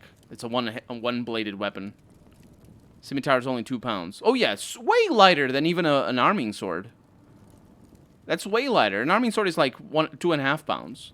Like a, you know, a one-handed sword. I was talking about the one-handed English longswords. Those are not longswords. Those are arming swords. I think we found... Get out of here while you can. Umbra. I'll take your stuff if I can, because apparently I can. Since... Ooh, Firestorm Tome. Oh yeah, it's just a skill. I don't need Firestorm. I'm good with where I'm at. So you're just down here, chilling with the rats, and the mud crabs, and the burgals? Have I been up there? Let's see. I have. You risk much by speaking to me. You should leave this place. Two-handed swords are heavier, but using two-handed makes it lighter. That's very true, Young. Yeah, I need Umbra. Umbra is my blade. She mispronounces it. It is who I am. Two-handed swords make who I was made to dispense spear formations, Zweihanders, and like, yeah. My blade could weigh 4 kilograms. Actually, yeah, but those are like very big swords. Those are like super enormous swords. Zweihanders and claymores. All have bled for me. I have seen them all fall. They're very, yeah, those are very heavy. Umbra hungers. But those, you know, that's a different type of sword because it's I don't know about the Zweihander actually, but I do know that the claymore, the sort of enormous 2-meter tall sword and even more, that Braveheart uses in the movie. Those swords are not actually used like swords. They don't, like, you can't like do the same sort of like downward cuts or up like vertical cuts that a normal sword does. Like you can, but you're so constrained with the size of the sword. It's not even the weight that matters at that point. It's just the size of the sword. That what it's really used. It's indeed, as you say, it's to not use spears or to have a more versatile type of spear. It's not very good as a substitute, but it works if you know how to use it. And it looks super cool, so yeah, that's also, I'm sure that's a benefit. But it's used against cavalry and stuff like that. Because you can have a knife. When in real life I choose melee weapon, I choose Arabian knife. Because I have that knife. Oh, because I have that knife, says Arilagi. I think knives are, I'm not sure, but I think knives are not good weapons for combat. Everybody that I've talked to says that knives are just intimidation weapons. Well, that I've talked to that works with weapons and in personal defense and stuff like that. Knives are less dangerous than people unarmed, basically. But they intimidate you. So, they're intimidation weapons, basically. Because you pull a knife out, it's like, aha, I'll catch you. But if you have your fists, the person doesn't know if you're very good at your fists, but you can kill them with your fists if you know how to do things. But with your knife, it's different. And in fact, disarming a knife wielder is one of those techniques that gets taught all throughout the self-defense things, as far as I know. Like, the names elude me right now. Jiu-jitsu, I believe, is one that I've seen made. Actually, that I've had made in me. Just hold a knife against somebody, and a colleague of mine knows jiu-jitsu, and I wasn't holding a knife. I was holding like the car keys or something, and he just went and did like this whole thing with my arm. It's just like, it's just completely lost. Like I was holding tight to it and to the car keys, and it's just completely gone. Sword better than knife, better than hand. That's what I'm saying. I don't think it is. Unless you don't know how to use the hands, of course. In which case, I suppose it's the intimidation matters a lot. Like, don't get me wrong. In a fight, intimidating your opponent is a tremendous advantage.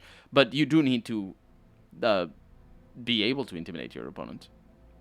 And when you're in a war situation, it's a little bit different. It works differently, basically. You can grab the sword close to the middle with one hand on the handle. Yeah, it's called the Rakara? Yeah, it's because it doesn't have a blade down to the bottom.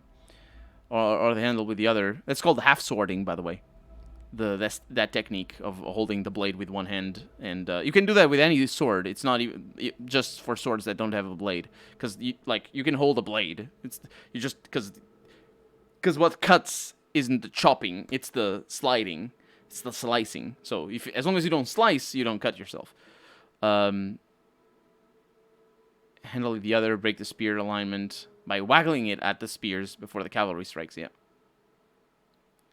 I'd have to go battle axe, even though I can probably properly handle one. Battle axes are really light. They're not like big. Proper battle axes are not like what you think they are. They're shield breaking weapons, so you need precision and maneuverability. Like even Dane axes are pretty light. And they're used differently, though. They're not... Dane axes, as far as I know, are not for shields. At least, I didn't... Yeah. No colonel disarming a person with a knife is a no-no. Says... No, that's not what I meant. I meant you have a knife, and I disarm you. Is what I meant. Like, disarming a person who has a knife. It's like, I don't want you to have a knife. And he just did this maneuver on me that I was like, what the heck happened? Krav Maga has special anti-knife techniques since it was originally designed to defend against knife-armed Nazis. Oh, I've heard of Krav Maga. I didn't know about that. Back in the day when I did Jeet Kune Do, we were taught how to disarm someone with a knife using only the feet. Never risk your life by getting in close combat with someone that has a knife. Yeah, even with someone that doesn't have a knife. That's another thing that everybody that I've talked to that knows personal defense techniques and combat techniques, the best solution for a combat is to not engage, is to de-escalate and not fight. That's the best way. That's the best way of that's the best defense. It's just don't engage, don't fight. That's like the first lesson, as far as I'm aware. I've never had personal defense lessons, mind you. I would be anybody can beat me, literally. What if you have spent your points in persuasion? Not only intimidation works. Well, you can trade with them and for better price. For self-defense advice, yeah. Second is run. That's the running is what I do, but unfortunately, I'm not very good at that running anymore. I used to be pretty fast when I was light, and now I'm not light. Just walk around with full Daedric armor all the time. Yeah. Yeah, I come from Bell's Gate. Do not speak to me of that place. Oh, she don't like me. It was another lifetime. It was before I became what I am now. Perhaps they sent you to kill me. I don't think so. I wasn't paying attention, but I don't think so. Village down around them? No matter. I am what I've become, and I know my fate. But what of you? What is it you seek? My death? My blade? I offer It's you the blade. a choice. More than A poleaxe, I've offered yeah. most. Poleaxe is the best weapon. Stay here. No, well, actually, a spear is the best weapon, but poleaxe is or better. leave It's now like a and spear, live except your cooler. life. Speak to If me you have again mates, when your poleaxe is the mind best weapon. set. Spears is just good for everybody. This is your out, friend. Leave it alone. How about we just march on back to the shrine and tell Clavicus the deal is off? Sure, he'll be a bit put off, but you won't be dead. At least, you probably won't. That's better odds than you're getting here. This dog is the wimpiest dog. I assume you've made your choice. Umbra hungers. What shall it be? We fight. Come then, try your luck. Feel the bite of Umbra. Whoa, she's fast. There it is. 90 seconds. That is overkill. If I've ever seen it. Wow, that's a bad weapon. You want it to be like 5 seconds. But it's Umbra, and it does tremendous amounts of damage, and it's one-handed. And it's definitely my new weapon. Soul Trap for 120 seconds on strike. A bunch of uses as well. You know what? It's not bad at all. I mean, it is pretty bad. The rest of the equipment is way too heavy. Sorry, Umbra. I mean, Leo thinking? I don't know. I have retrieved the Umbra sword. I'm telling you, don't bring that sword back to Clavicus. It'll ruin him, I'm sure. I mean, not completely. He's still a Deidre prince and all that. Look, keep the sword if you want. That's your decision. But don't give it back to Clavicus. He doesn't know what's good for him sometimes. Wimpiest dog, I tell you. So why you use a torch on one hand? To see things. So I could see. So, you know, because the game is very dark sometimes. And that's why I like one-handed swords. Like, this is a, I think this is a Daedrake sword as well. But we're going to use Umbra from now on. We're going to see how it looks.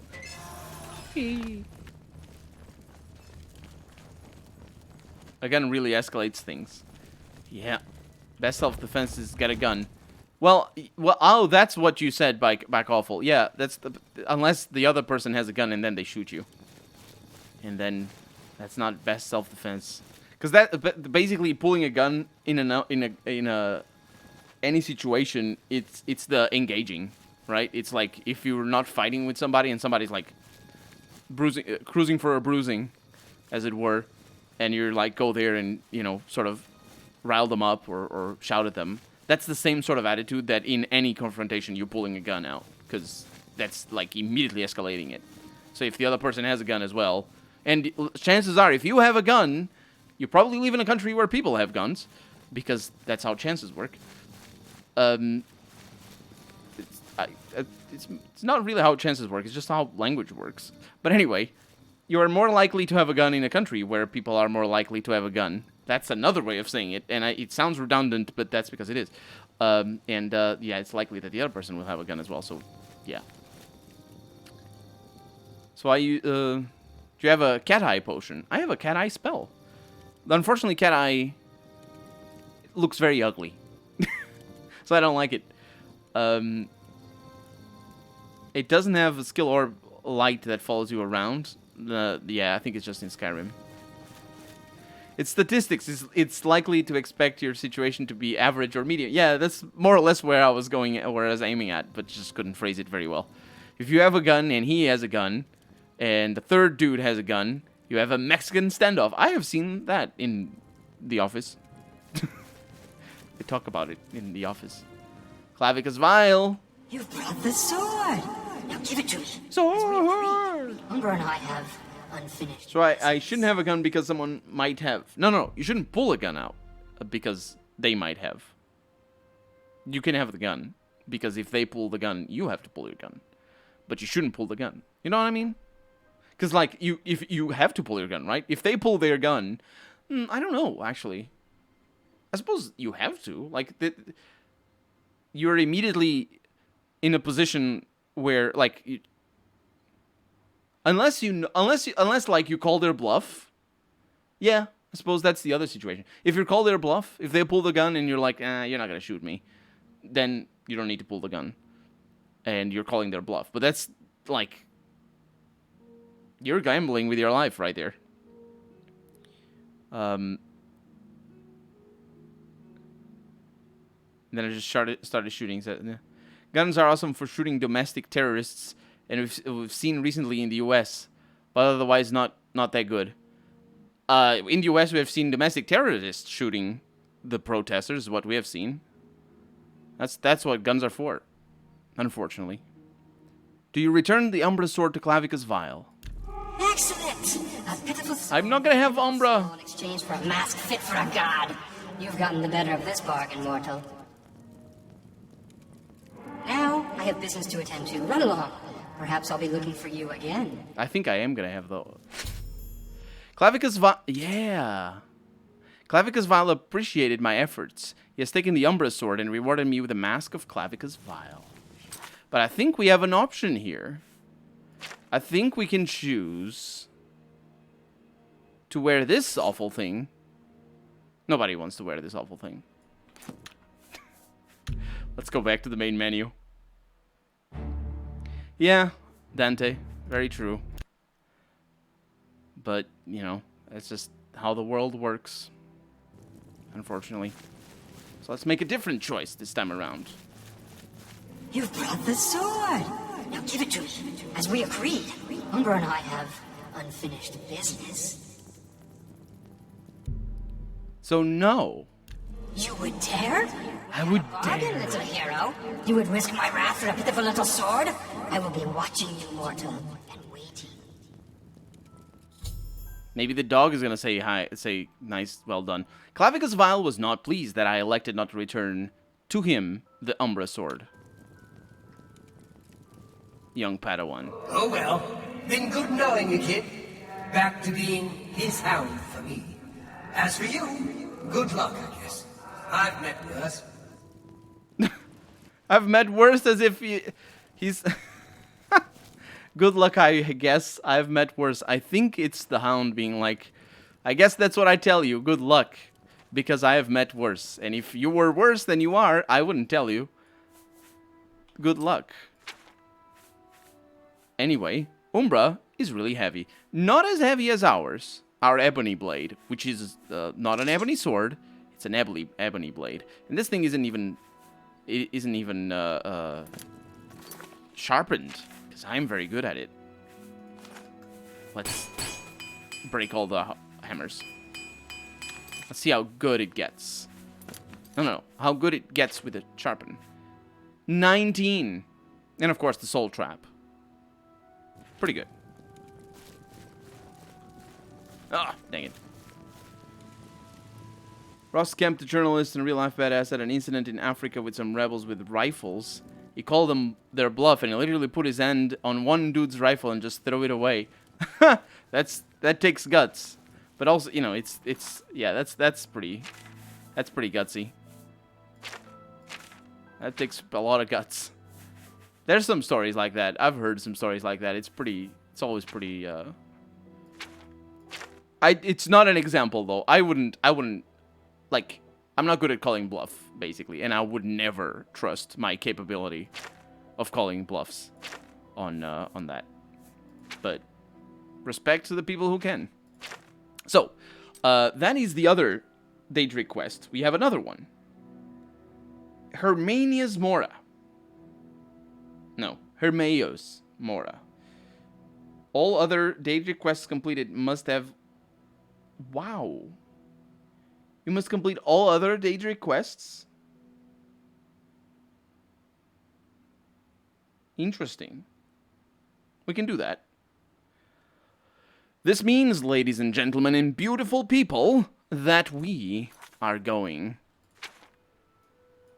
to the Shivering Isles. It's gonna be amazing. To check his YouTube videos is amazing. And he went to Afghanistan and the soldiers went to Pirates of Somalia, Africa. Yeah. So, here in the Neban Bay, in the middle of the bay, that's phrasing didn't work very well. There is a strange portal right there, and I believe we have a quest, a door in Neban Bay. I have heard a rumor that a strange doorway has appeared on a small island in Neban Bay. I should investigate. Here we go. Argonian's Grace. Lovely. Because I'm very fast at swimming. Way faster than moving.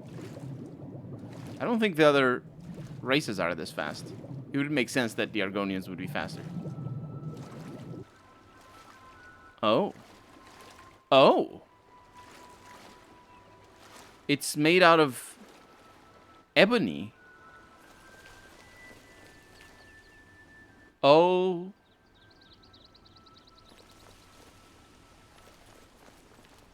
You found a strange door.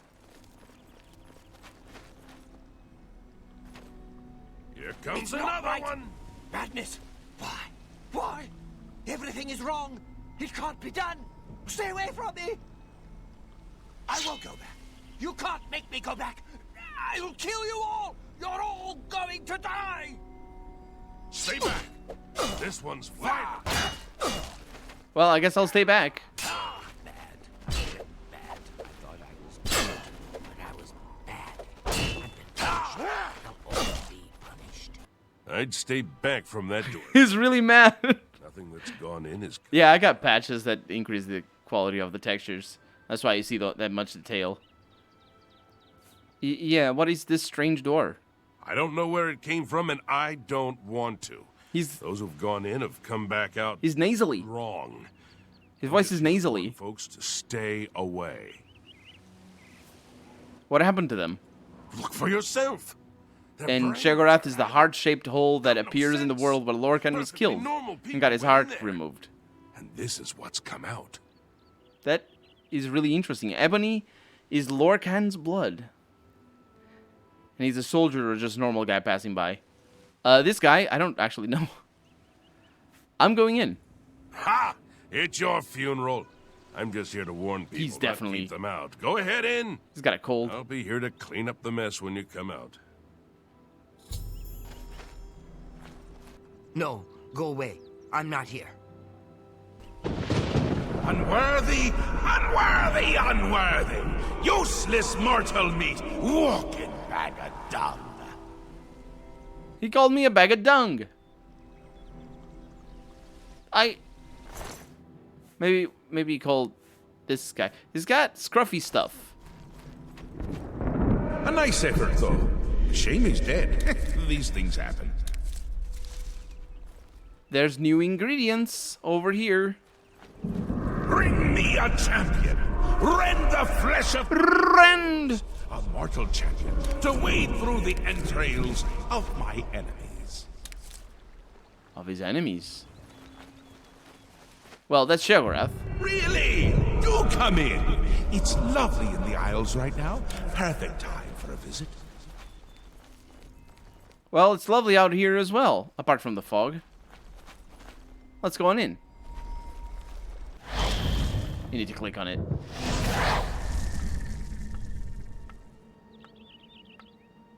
Hi.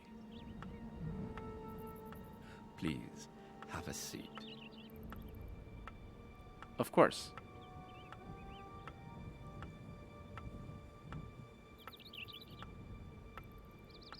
Haskill. Yes, what can I do for you? I imagine you're here about the door? Yeah, the strange door, I correct you. Yes, you have entered. I have and only now ever you done are this here. once. It's been a very long time. Amazing. Truly.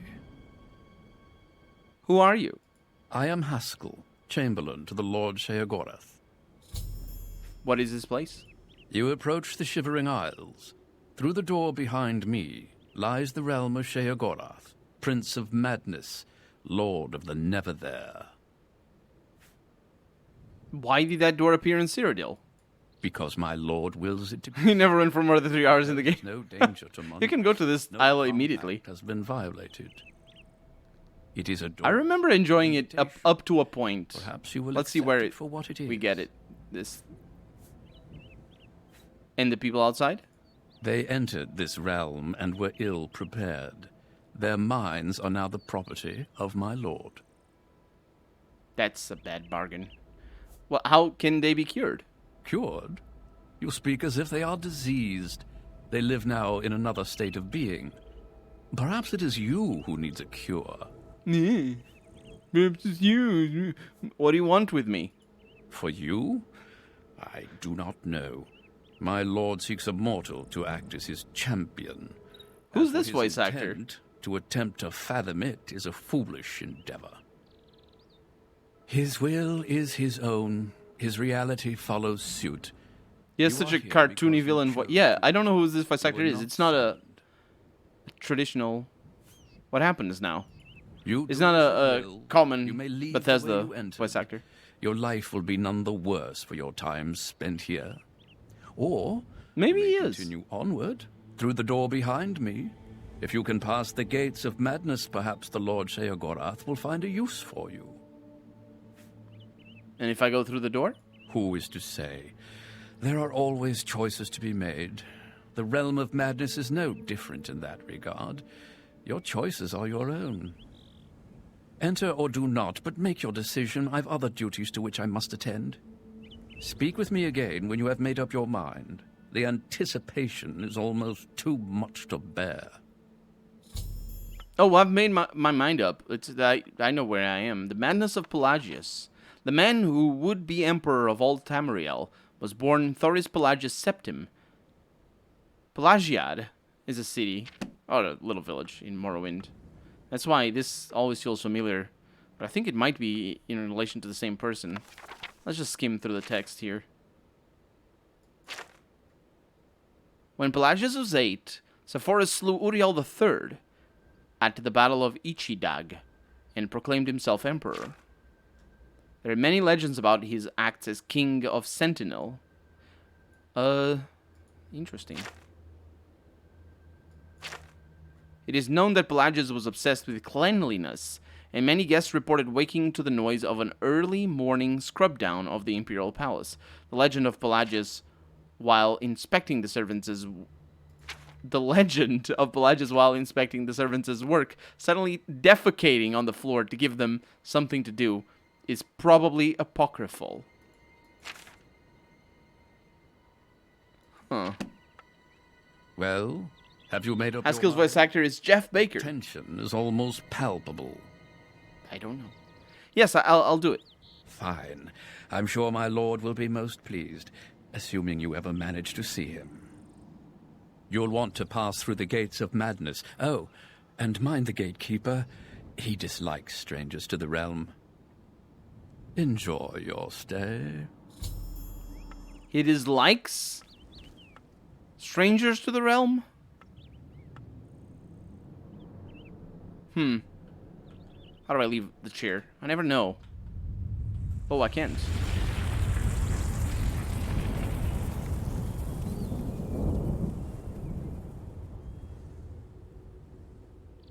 Oh.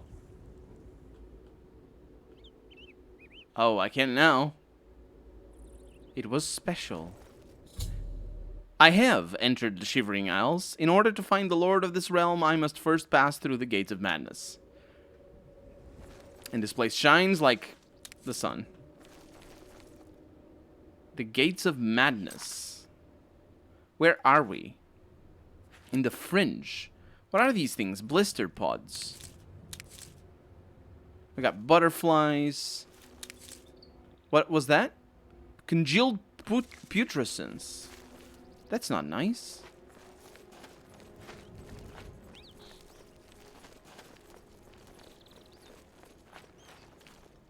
Leftifer orca planta. Sure. Let's just follow the road. Is that the gatekeeper? Hello, Mr. Gatekeeper. You're a creature from Cthulhu. And you also are fast as a lot. You also don't do any damage. That is, like... It's a Grumite, I think. You killed a Ballywog.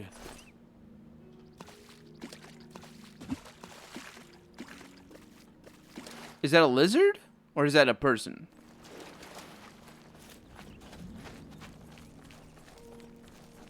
There's a tower somewhere down here.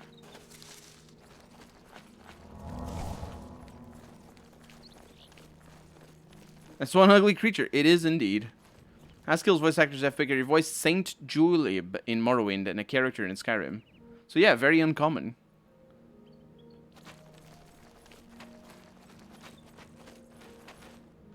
I think that's where we need to go. Just want to find these places so I can go to them eventually. There's some water puddles down here. This is proper Morrowind style.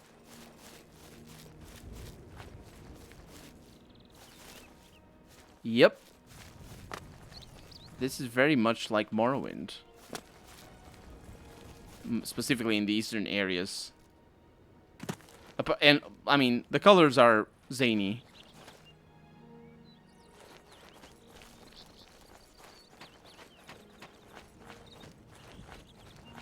Those are just statues. This is not a statue. Yes? I'm Jared Icevein. His face is special. You ever wonder why things look better without their skin on? For instance, you can only really see the bones. Patrick Stewart in the beginning. Yeah, he doesn't voice anything else. You can hear them better. There's Sean Bean, though. Tell me about the gatekeeper. Go up there now. Ah! The gatekeeper is about to turn some adventurers into bones. I'll collect those later. Into bones. It makes it sound like they turn into skeletons, like in that old... Is it a Mario game where creatures turn into skeletons when they die? I don't remember. What about the Gates of Madness? I can hear them calling to me from the other side. What about the pass wall? I followed the bones. They led me here. I just moved in when I got here. No one seemed to mind. Everyone here seems to be waiting Sean for Penn. something. Have you heard any rumors? Tove the Unrestful in I think I know who Sean Penn is. collecting items to build something. Okay. Let me know if you need something killed. I don't. It's fine. I'm just following the quest marker right now. We found Passwall. Oh, it's a town. Hello, I'm Sheldon. They're all I've been crowned. here the longest. That's why I'm mayor of Passwall. That, and because I'm the best at being in charge. Welcome to my town. Your town. The place was pretty deserted when I got here. Of course, once I was here, others followed. Can't say I blame them. Right.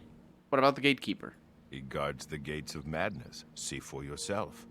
He's about to destroy a party of adventurers. I thought he was turning them into bones, not destroying them. What about the Gates of Madness? They say the keys are sewn up in the gatekeeper's body. Basically, that means you're not getting in. Sewn up. Have you heard any rumors? If you visit Highcross, speak with Marilee Olven. She needs help with her project. Will do. See you. What?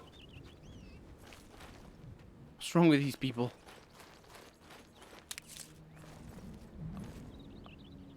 The Wastrel's Purse. Let's look at the, oh, there's no entrance in the back. What is this staircase for? Oh, just a place. If you wanna chill. I guess I'm gonna visit these people, see what they have to say. You got nice bones. None of your business. Hello, I'm Dreadwood. What was that animation? No one was running this place when I got here. They left plenty of things behind. I need to prepare myself to do something. See you later, Adelaide. Thank you for showing up. Have a good day. I don't like the gatekeeper, I don't think. He protects the gates of madness. He'll kill anyone who gets near. He's about to destroy some adventurers up there now. Mm-hmm. The gates of madness. I feel like I need to be on the other side. She's really creepy, yeah. I'm just not sure how to get in. The other side. We're in Passwall right now. I took over the inn when I got here. There wasn't anyone living here. Except for Sheldon. He says he's mayor. Don't believe it. He's not mayor? Ever heard any rumors? Don't run into the water to escape a Scalon. They'll follow you. I don't know why I would, but sure. I think I'll just rest my eyes for a moment. Holy crap. She has smoked ballywog legs. So you killed the ballywogs as well. So I assume the ballywogs are not people. Unless we're drawing some really, really worrying conclusions. What is it? You try my patience. What is the... I can see... If you think I'm interested in whatever you're selling, you're wrong. I'm not. Why don't you go play with the gatekeeper? Run along now. No! What is wrong with you? Why... What... What about the gatekeeper? You want to know about my child? Of course. Go see for yourself. He guards the gates at the top of the hill. Be warned. Is she a main character or something? Nice. The Gates of Madness? One leads to mania, one to dementia. 2 shades of madness. You're not getting in because like a you're vampire. Not blessed by Shea. She might be. Actually, you say that. Try to get the keys. No, I think My that's Lord just the had red them eyes of sewn the into Dunmer. My child's body. I wonder if you're a fast The vampires bleeder get like these very or slow bleeder. Yeah, tell me about bleeding. Quaint, isn't it? Passwall sits in the fringe of the Shivering Isles. It's where the supplicants wait while the blessing of Shea Goroth takes hold. The Gardens of Flesh and Bone? That wasn't there before. It is where the body of my child was grown, and the resting place of his less fortunate siblings. You have no business going there. And I'm beginning to think you got the crown of a crucial NPC because people want to kill you. I'm pretty sure that's the reason, and they don't want you to die because they have a story to tell, and they don't want to let the players tell their own story. Have you heard any rumors? If you want to sneak up on one of those zealots, it's a shame. Wear one of their robes. Fools them every time. That's a good tip. Take care. What is going on here? Those are not items. That's hand-placed decoration. Look at the size of this place. And she's just there with a unique animation that's just like beautiful. Sheldon's house. Excuse me.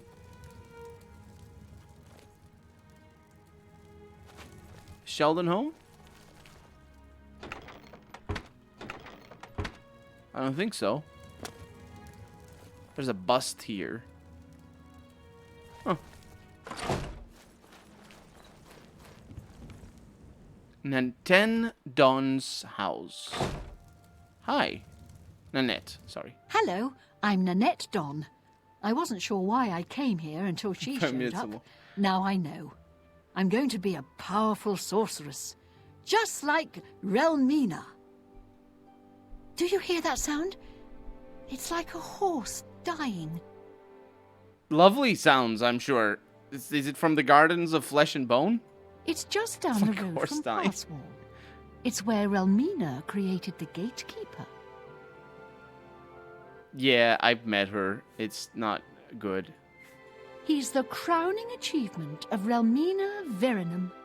Does beer make you float? What does that mean? Gatekeeper keeps out people who don't belong. Oh, because of the... I saw some strangers heading up there earlier. If they're still alive, you can see the Gatekeeper in action. It's glorious.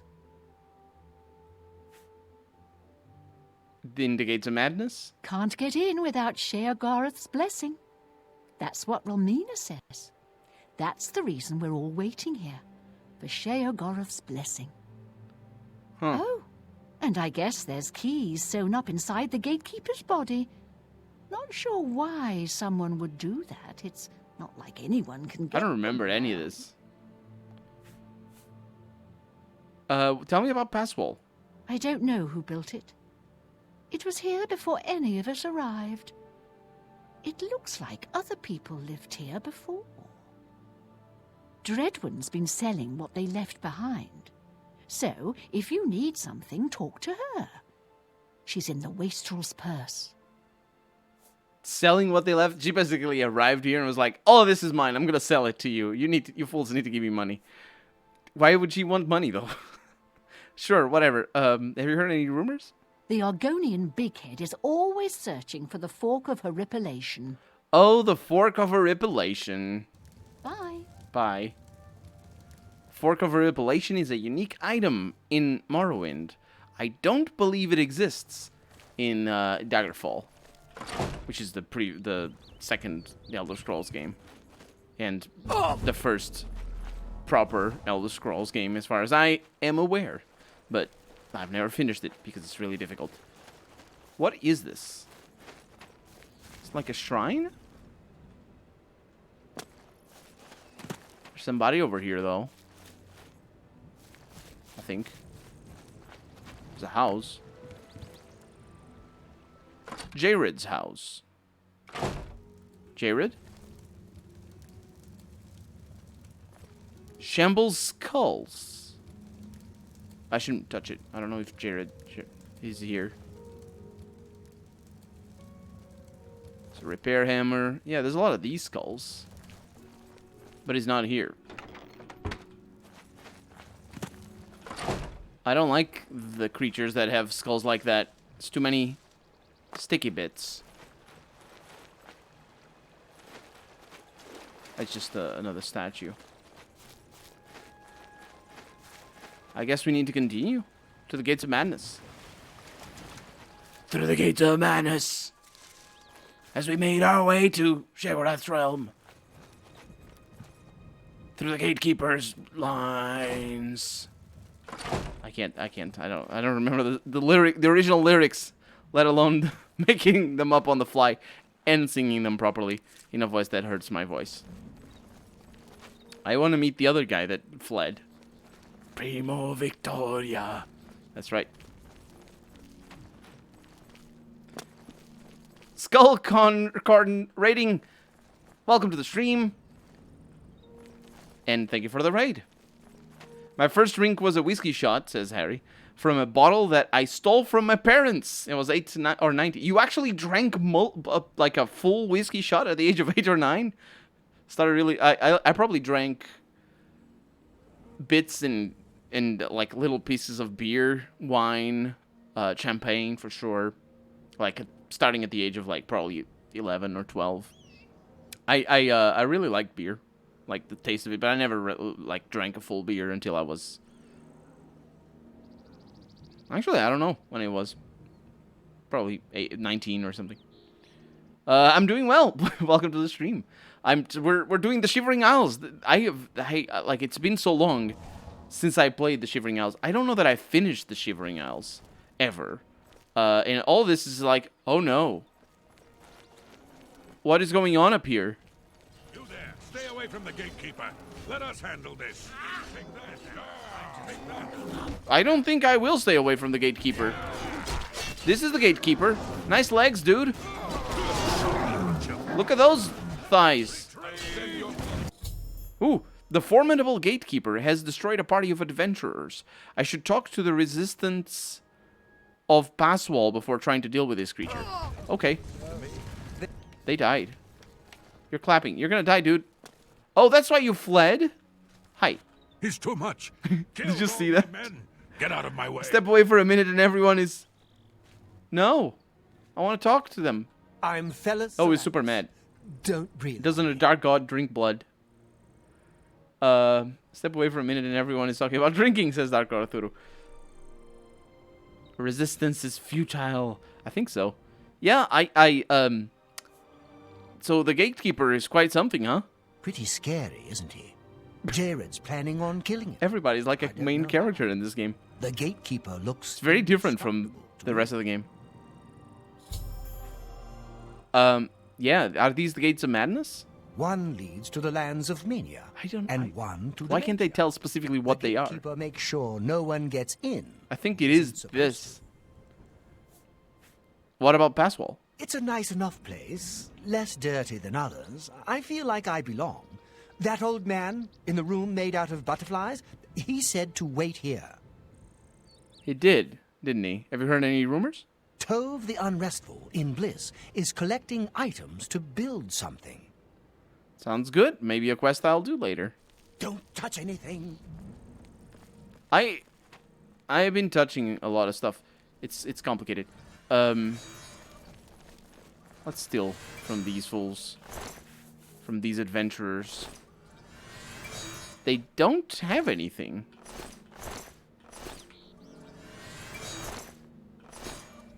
Wow.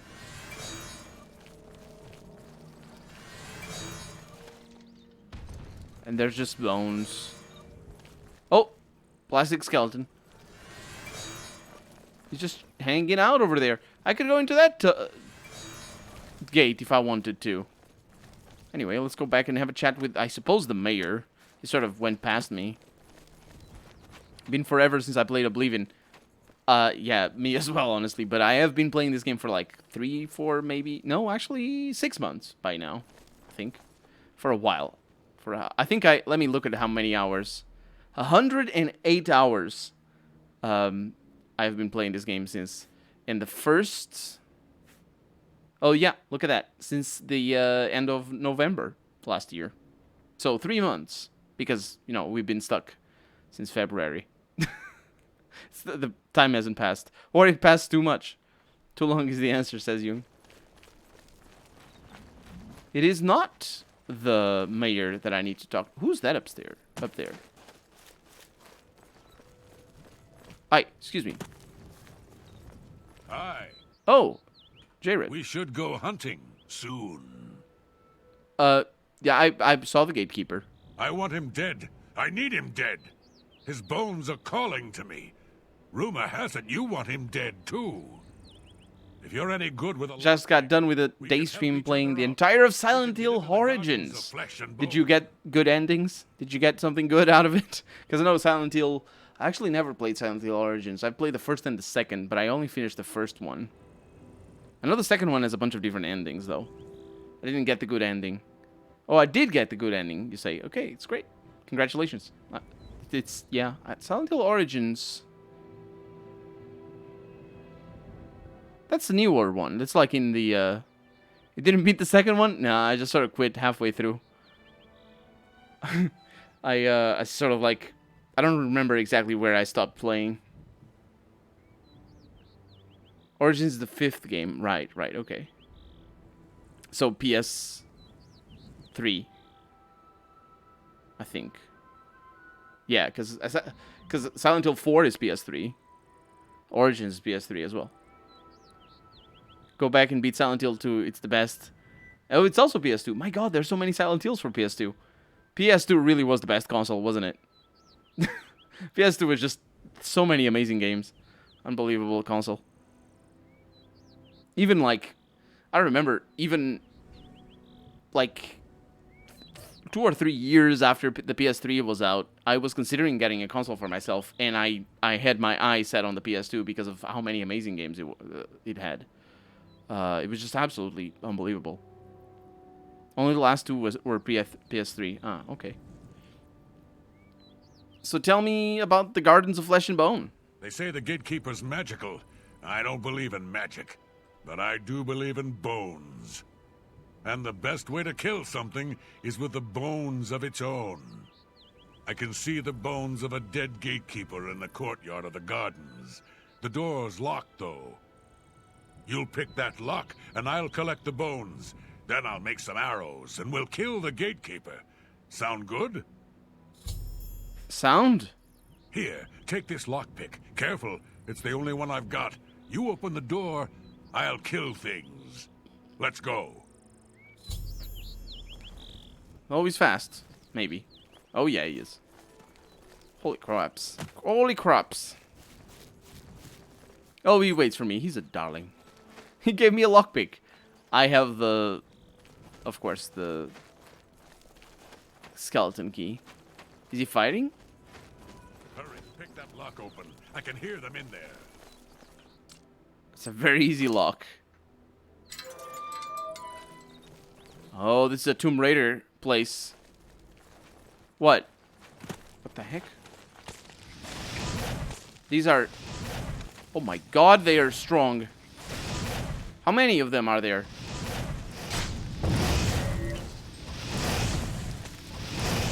I don't have enough mana for this.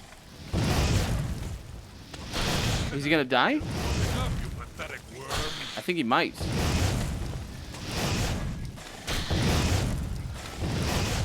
Ooh, he did it.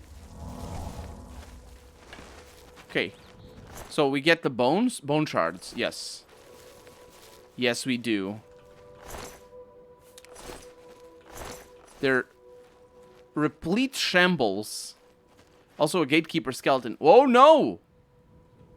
Here, from these gatekeeper bones. Oh, I right, can okay. make some arrows. I thought it was the shamble bones, but no, it's these. When will these bone arrows be ready?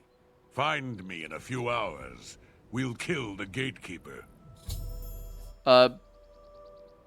So that's it? The gatekeeper? He must die. It's the only way. It is, through the gates of madness. I can hear them calling to me from the other side. We need to kill the gatekeeper. He has the keys. I'm sure he does. I'll see you right now. Bye. See you right now because I make an edit and skip all the waiting around. Son of freaking why? It's I think actually I think I know why the game does this. Every other game has a fade to black. And you just fade to black. No concern whatsoever for how long you're gonna, like, the time is gonna skip. So it doesn't matter if it's gonna skip because you can always wait at any time and whatever. But this game never fades to black. This game always is wait a couple of days or wait here until a few hours. And like, why would you do that?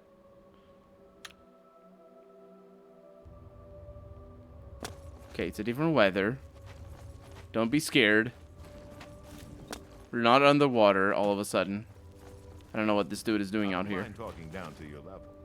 I don't mind never talking to you again. Oh, right, he's the mayor. I probably will have to talk to him. But that doesn't change the fact that I don't mind never having to talk to him again. Look at those... Killed anything? No, oh, I mean, not yet. Look at those windows and whatnot. Pretty awesome. We should go hunting soon. She's got a nuclear winter, yeah. Ever heard any rumors? If you see a shambles dying, stand back.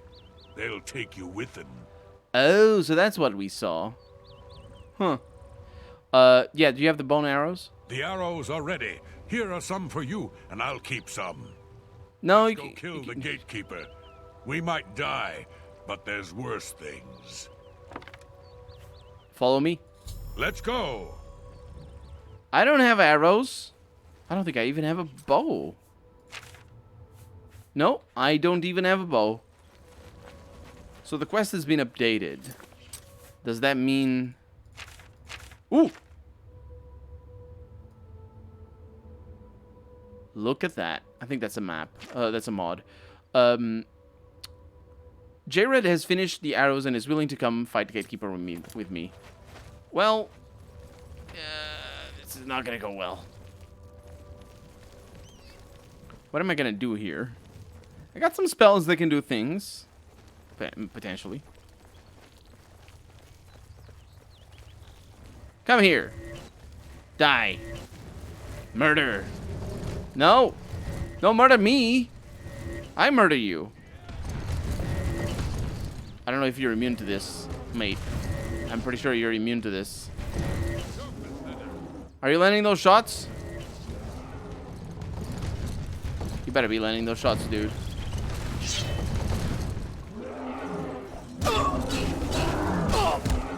Ooh. I think it might be immune to magic or something. Ooh, that's really bad. I'm gonna die if I'm not careful. It is taking damage, though. Just not very much. Okay, please don't do that again. Ever. I said ever. Is he talking about mud crabs? Yeah. So we're definitely doing damage here. Those blocks are very, very problematic. We have enough. Ooh! I don't think he's landing a single shot. Oh, he heals over time.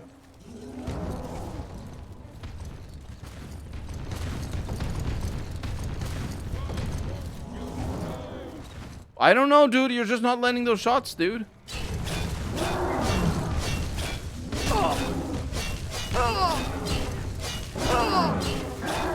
As long as I don't get knocked back, I think I'll be okay. Potion of healing. I'll just go through them. My god, those blocks are terrible.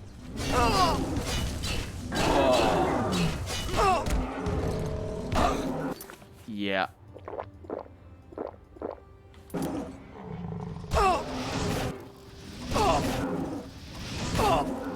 It doesn't seem to take damage.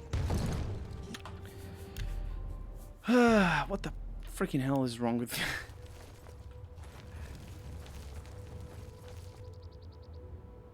Even though this is the first quest of Shivering Isles, somehow I forgot you killed the gatekeeper. It seems so obvious now.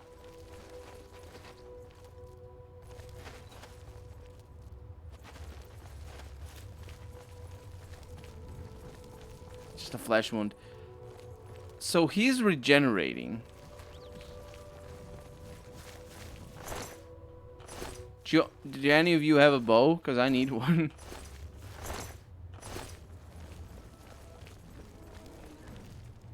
Bow? Let's cheese you, mate. I'll cheese you. You don't even know.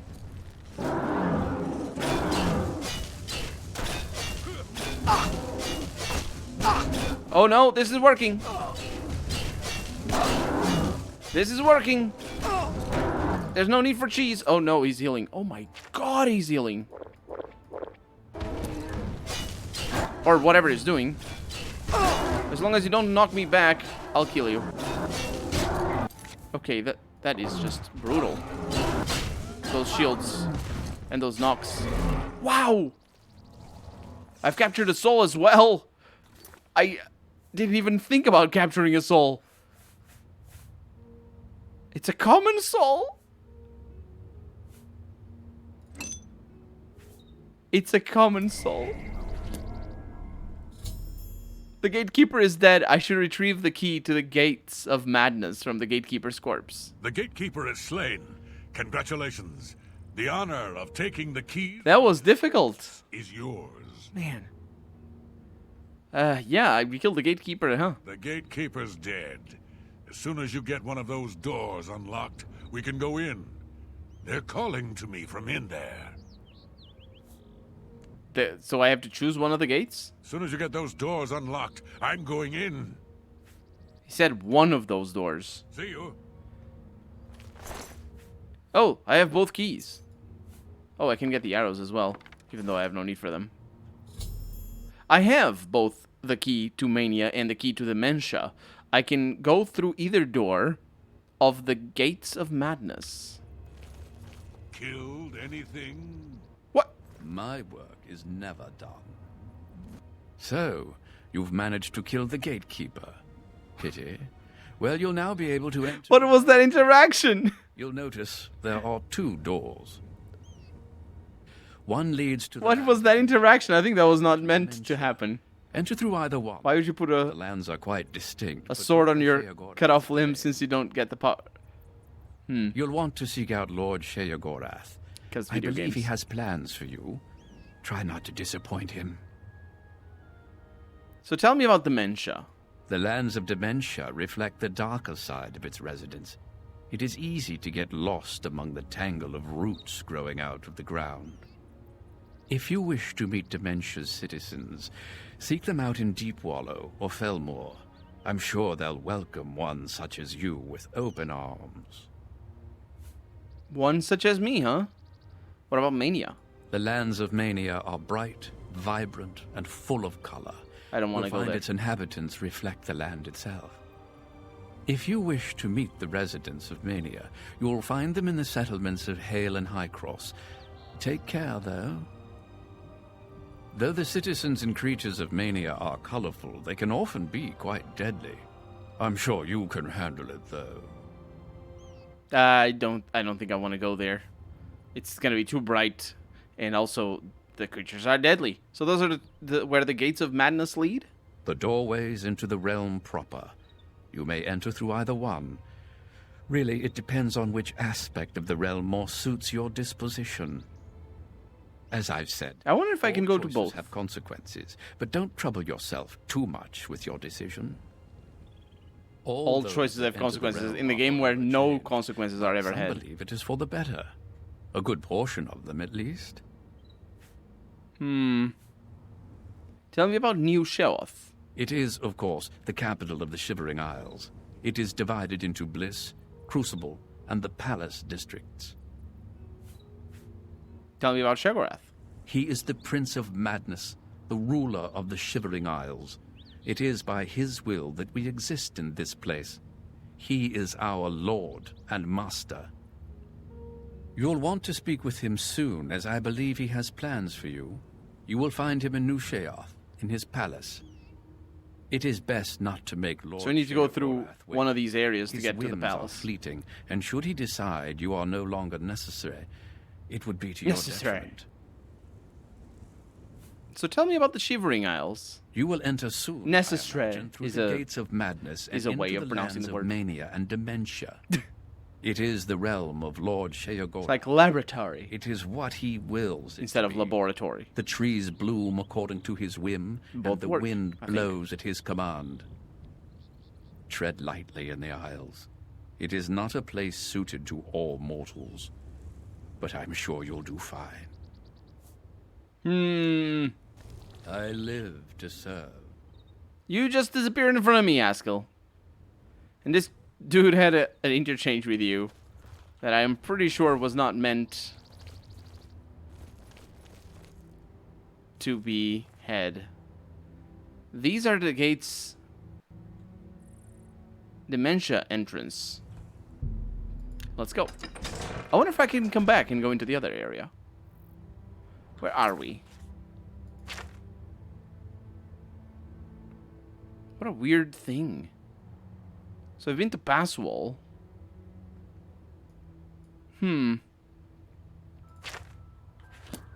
Wait, what? The Fringe.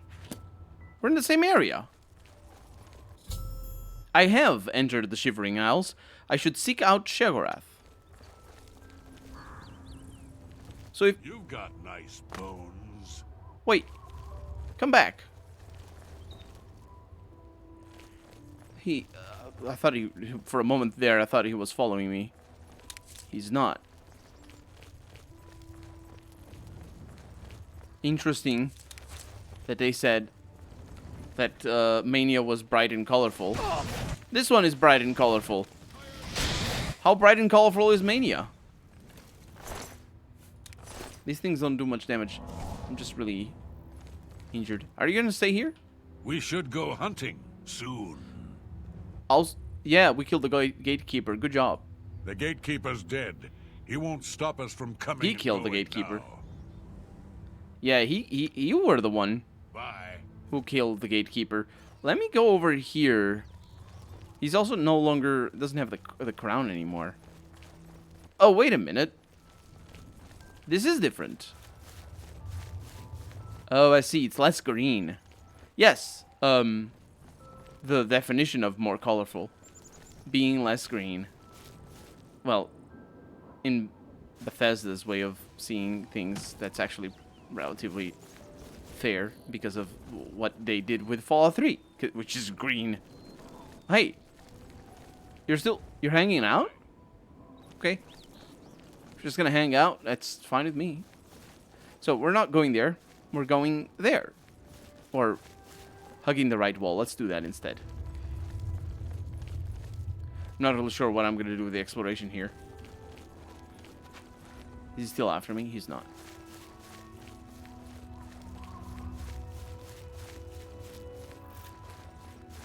There's a fart cloud down there or something. Look at that. What is that?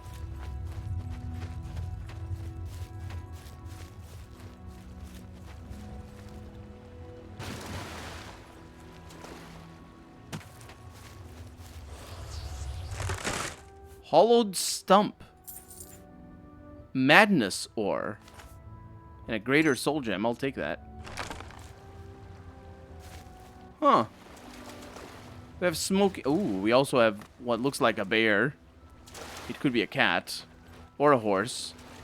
Oh no, it's the terrible skull things that we saw. It's a greater skinned hound. Ugh! Is it supposed to be skinless? Because, you know, in English, breathless means breathing heavily, and skinned means skinless. English is a complicated language. Hi! I wasn't even looking. My god, this place is full of whatever this is. Verdant... Oh. Oh, silence. I do not appreciate that. I mean, come here. Those blocks are infuriating. I need more strength, basically.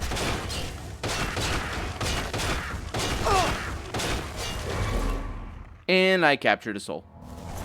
Lovely. Yeah, I was looking over there. Grumite egg sacs. Sacs without a K. It's S-A-C. Quite curious.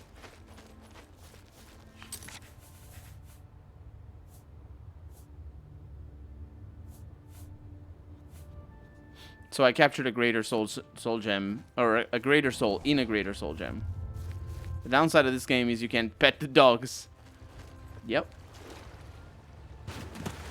In Arx Fatalis you can pet the dog. Well, it's not really. I pretend that it is petting the dogs, but the dog makes a noise when you use the dog. What is this? You are unable to unlock this chest. It needs a special key. What?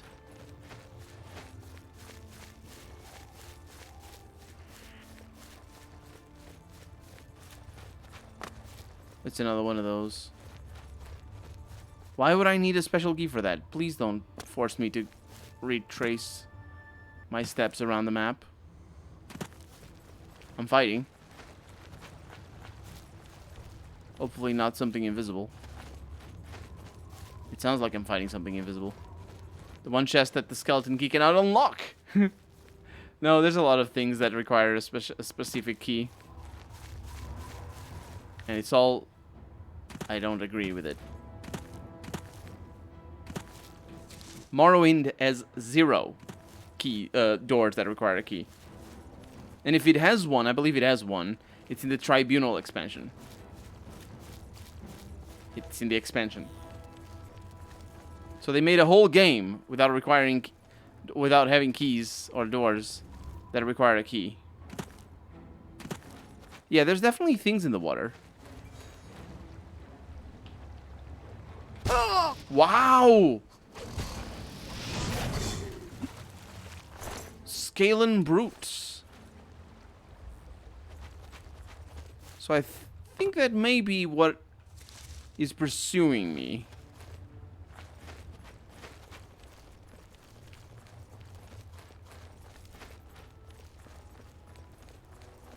I don't know what I'm exploring right now.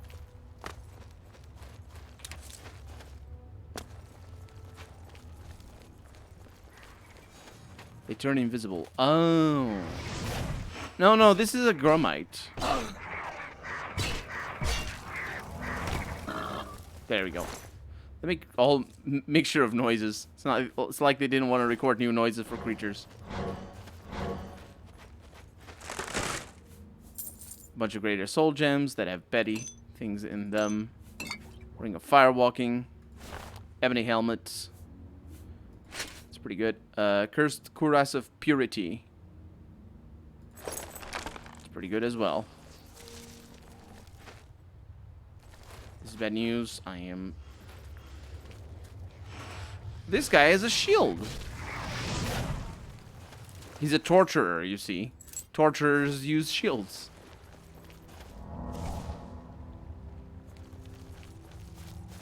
We're still not in Mania. I thought we were circling around whatever that is to get to Mania. Oh, I hate those blocks. I'm also clearly underpowered here.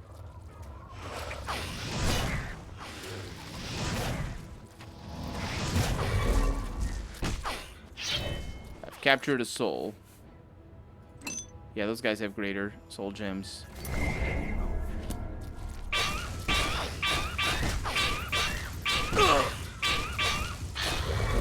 They make people noises.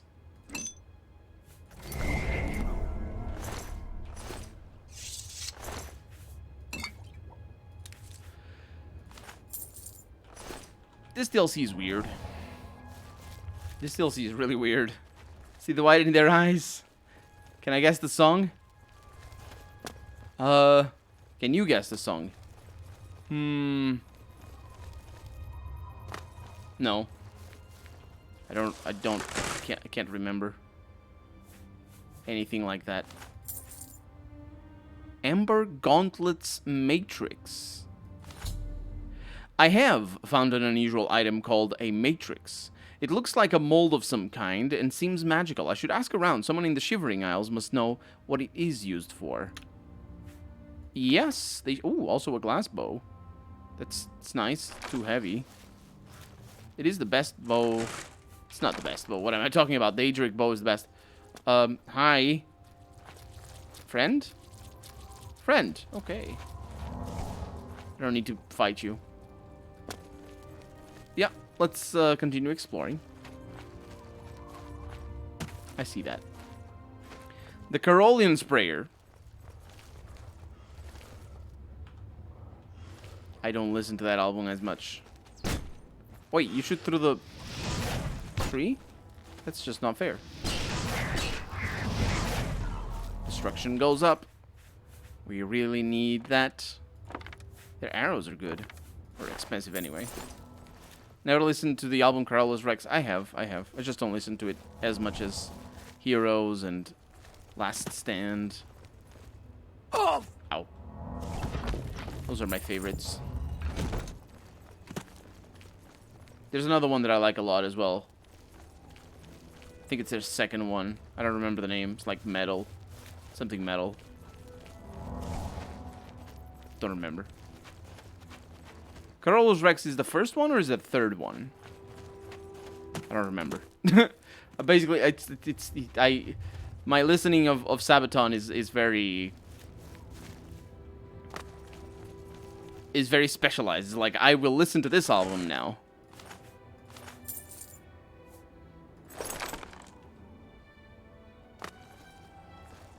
This just keeps going. This is just arc. This is really difficult to get my bearings in terms of exploration, especially since the map doesn't work.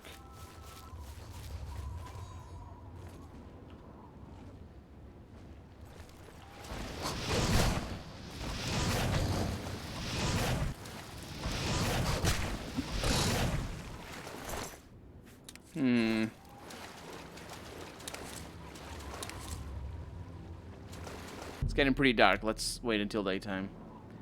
Have you heard them in Swedish? I believe I have.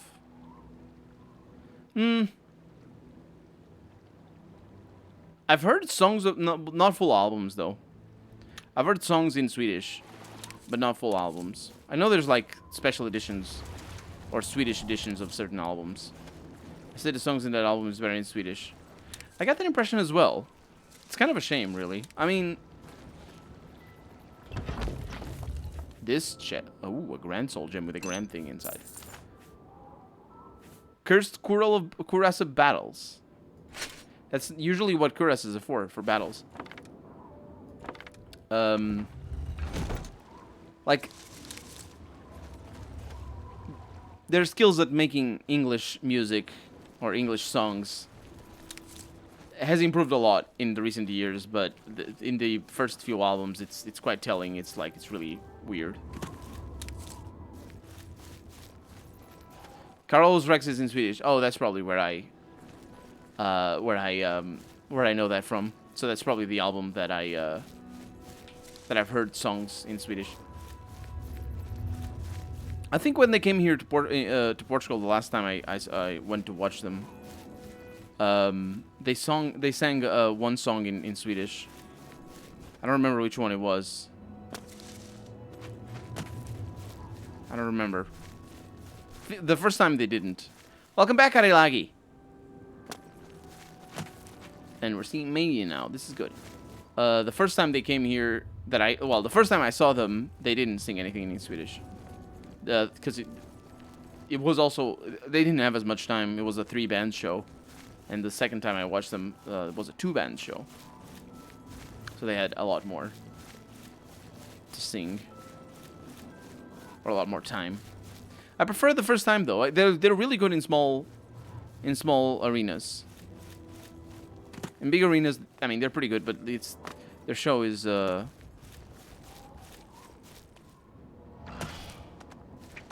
show doesn't work. Oh, it's a hunger.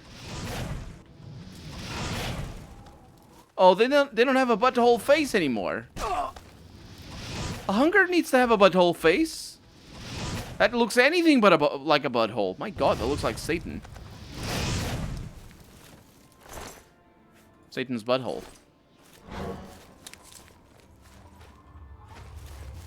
Hey Ubuntu. Does Ubuntu have a voice assistant that's like that? Hey Ubuntu. What did you think of the recent album? I've not listened to the latest album. The last one well, actually, wait.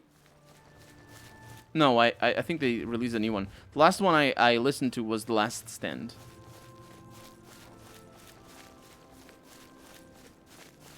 Any shooter games like Stalker, kind of not RPGs. I am kind of confused.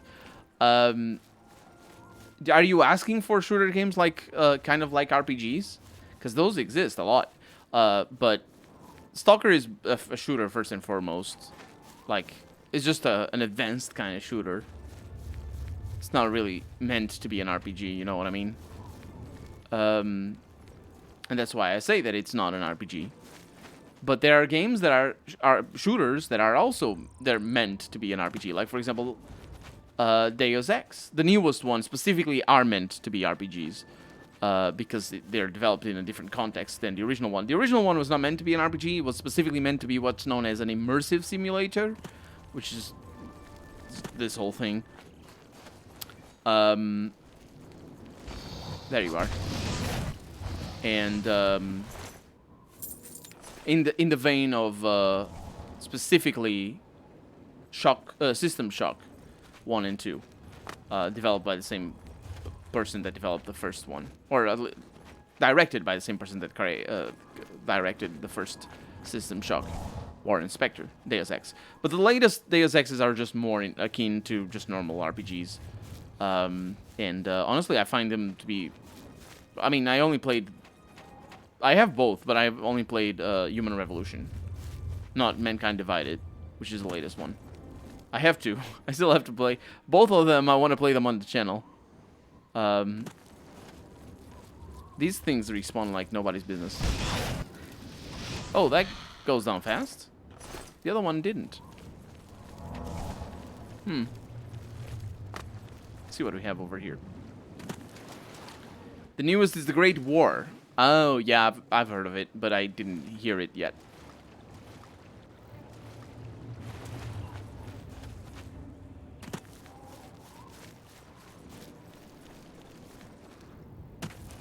Well, this thing doesn't have anything. There we go. These things are pretty scary. They become invisible. You only see Look at that. You only see them in the water. Like, you can't even see them on the ground, because they're not on the ground. They're invisible over water. Except, did you see that, by the way? Did you see how he was completely above water, because they're just walking normally above water? But then they have this animation that makes them look like they attack from underwater. So I think it's just buggy as hell. It's basically what they are. Buggy as hell.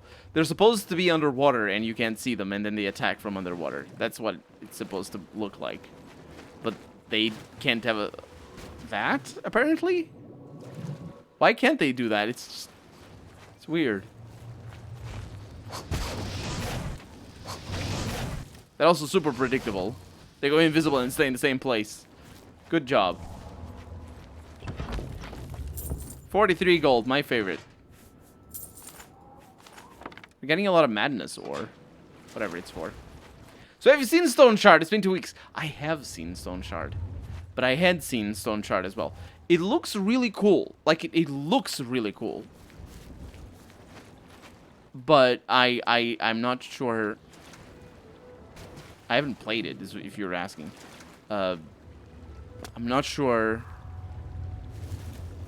how well it's gonna translate, but or rather, you know, if the gameplay is gonna live up to the looks is what I mean. But I'll give it a try.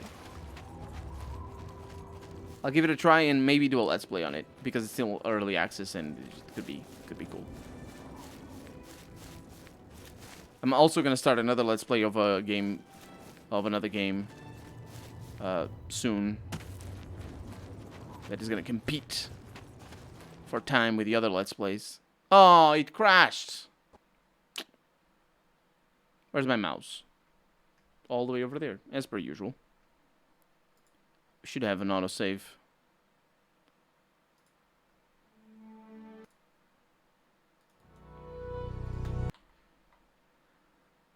Well, try it. The demo is free. Yeah. That's what I'm thinking. It's called Prologue on Steam. I don't remember what game it is. I asked like a month ago already. I asked the developers a month ago for a key. They sent me the key like in a few hours, and I just haven't started the Let's Play yet. It's in early access, so it's one of those games that any coverage is good. I just haven't had the presence of mind and time to start a new Let's Play, to start recording. I'm turned around, by the way. Oh, no, I'm not. I remember that jerk.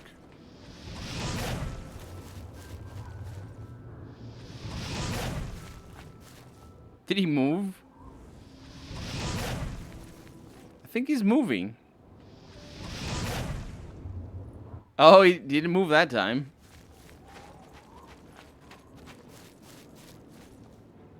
Let's see. Have I been there? Yes, I have.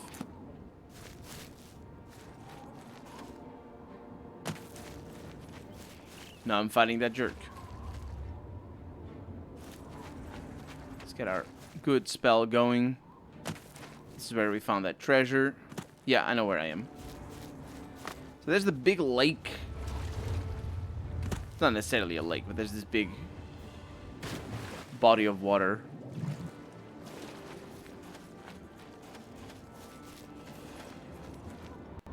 Which I probably don't want to visit or delve into too much. Not a Bethesda crash. It just happens. How much do you think you have left in Pathfinder and Kingmaker? The game seems to never end. It does indeed. I don't think I have too much. I said I said before. I don't know where I said it though. But I thought he was gonna go on for like 300 episodes. I made an estimation that was gonna it was gonna have more episodes than Pillars of Eternity 2. But I don't think it is. It's definitely longer than Pillars of Eternity 2, but I don't think it's going to have more episodes than Pillars of Eternity 2. I'm thinking probably 10, 15 more episodes. Which is still a tremendous amount of episodes to come. It's like enormous amount of time. But yeah. I think it's like things are drawing to a close. And sanity seems to have come back on the level designers. I was doing some fights and whatnot, and they were reasonable. And I didn't have to cheat. Can you believe that? I cheated on camera for Pathfinder Kingmaker. Because it's bollocks. It's bad. It is bad. It is a bad game, and it should feel bad. In that particular bit. Also, it should feel bad a lot, because it's all ambushes. Like, oh boy. Oh boy. So many ambushes. I can't even... I'm not going to start about that, because I will ramble. Oh, he found me. Did you find me? You found Hard's Cradle Camp.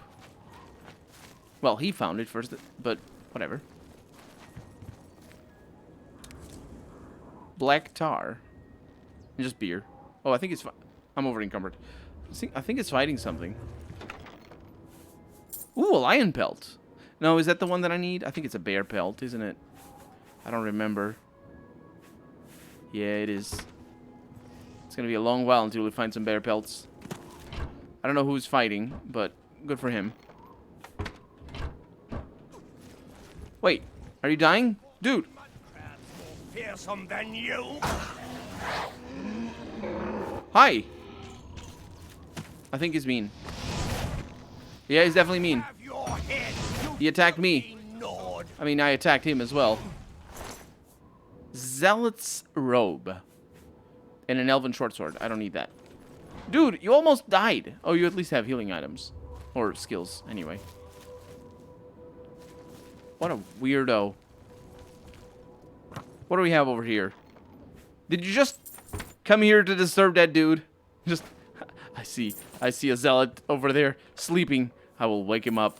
I'll ruin his morning. It's probably not even morning by now. It is very much not. But maybe, I mean, maybe it was his morning because he was just waking up.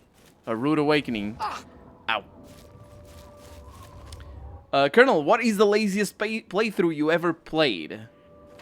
The laziest playthrough I have ever played. Probably Enderall. Enderall... No, not Enderall. Phoenix... Phantom Doctrine is the laziest playthrough I've ever played. Phantom Doctrine. I messed up so hard on that Let's Play. It's not even funny. It's not even funny. Like, it's worthy of me making a video, an apology video, basically.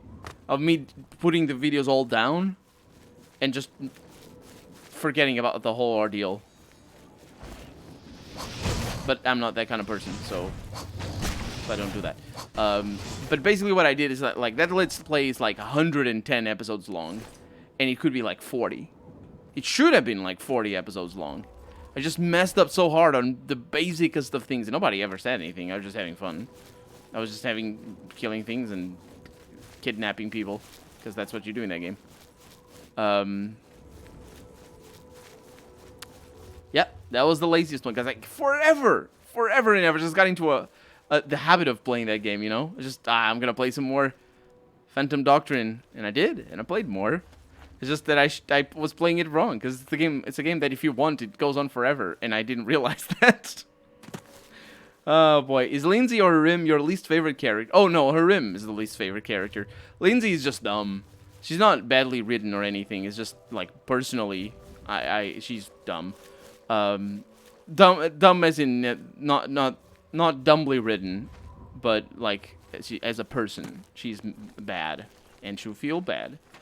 Harim is also bad, but for whatever. I don't wish him ill harm. Basically, I feel it could go either way. Yeah, but Harim is my least favorite character of all time. Nah, maybe not actually of all time. I'm sure there's contenders.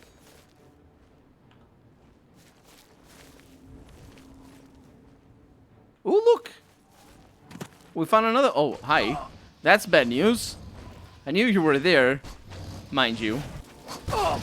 But we found another one of these. So good luck remembering where they are, Colonel. And remembering where you've been and whatnot.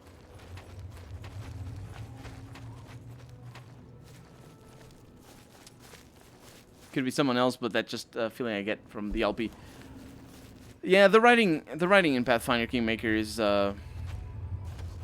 what's the word? Unfocused. There's zero like there's no point to any of it. It's like it doesn't go anywhere. It's just an exercise in writing. It's not and it's not good writing because it's so many grammatical errors and just weird phrases and just weird like you can write a game. Look at Disco Elysium, and see that it just has a bunch of errors and a bunch of mistakes. It doesn't have that many actually. Pathfinder is worse than that, but it has a bunch of errors and a bunch of typos and weird turns of phrases and you know it's obvious that it's not written by a native speaker. And it's totally fine. It's amazing writing. And Pathfinder Kingmaker is just the opposite of Disco Elysium. It's like the writing is just there. It doesn't serve any purpose. It doesn't go anywhere. The main mission is hazy, and you don't know what's going on because it doesn't matter. The side quests are just fodder. Your companion quests have there's no character growth in your companions. I think there's another, yeah, there's bad news.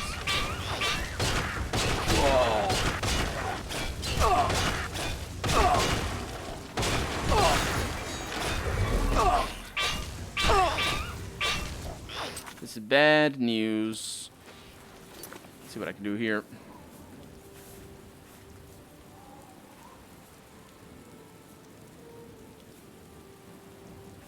Where did I capture that soul? Was it a grand soul? I think it was. Still silenced. Not being able to cast spells. Which is irrelevant, because look at this.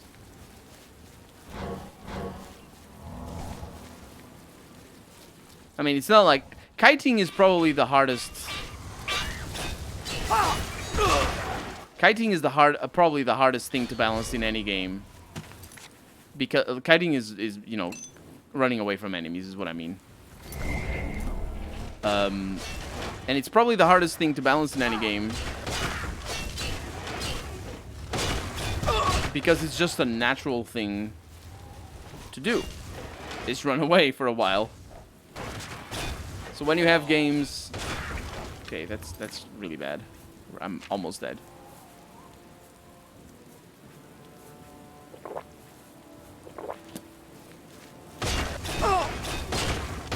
That thing has many eyes, by the way.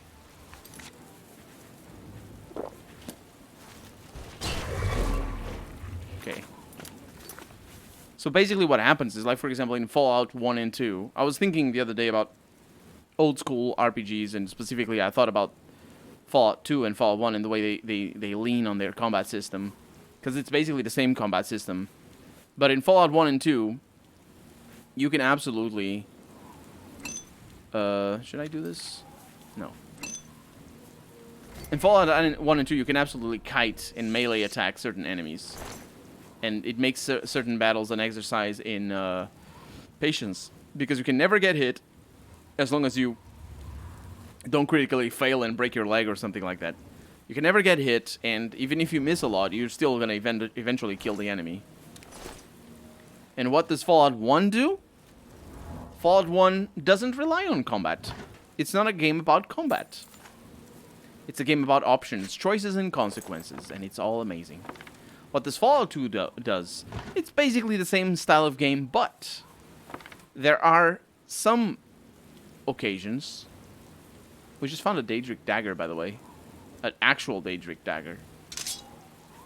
We found another Ember Cuirass matrix. Or another matrix, rather. This time an Ember Cuirass. In Fallout 2, what happens is that there's a couple of occasions, specifically, I say a couple because I mean a couple. There's two locations where the game... That's actually three if you count the starting location. Where the game uses its combat as if, look at you, you're playing a video game, Fallout 2, yay, now fight these things, and it's a huge battle where you just need to kite. That's a bad decision. That's bad.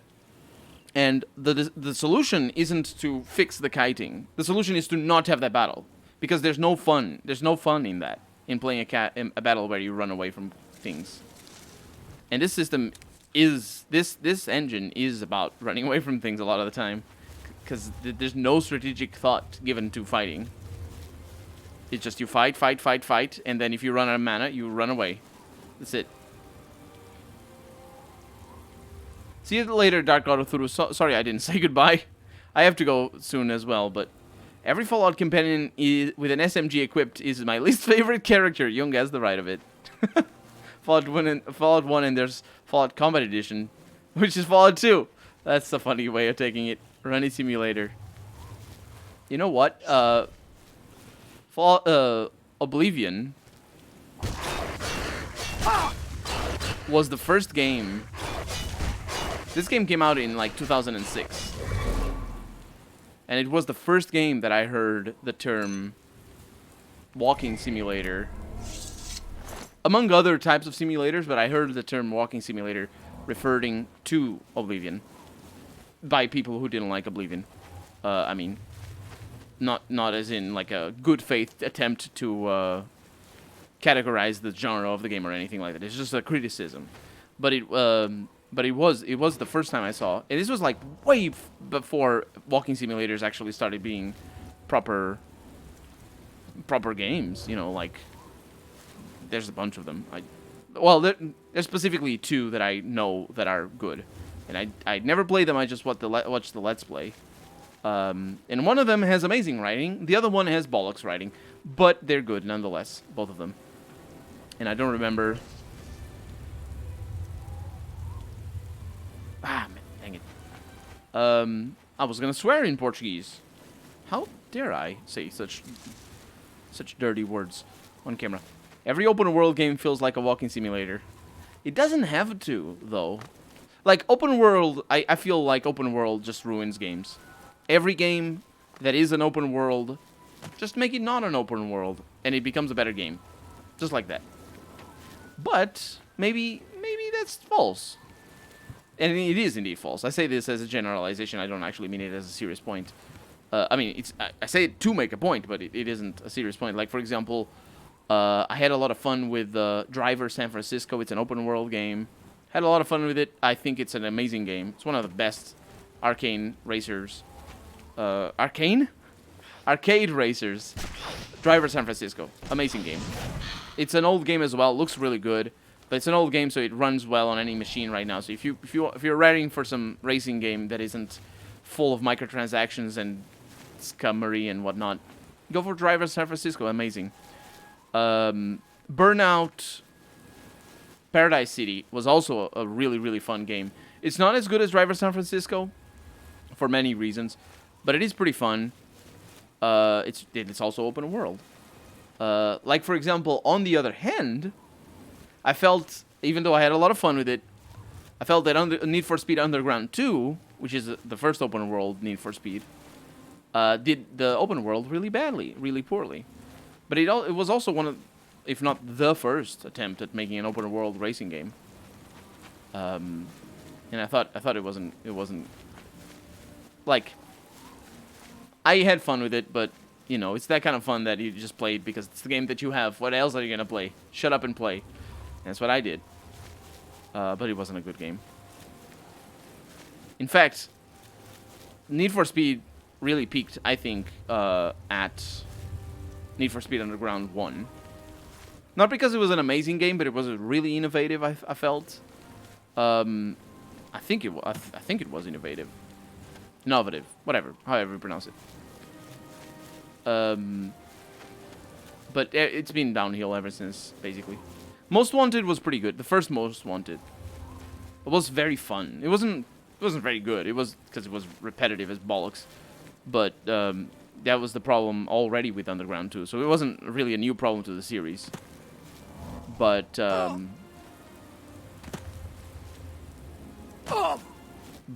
Most Wanted was very fun.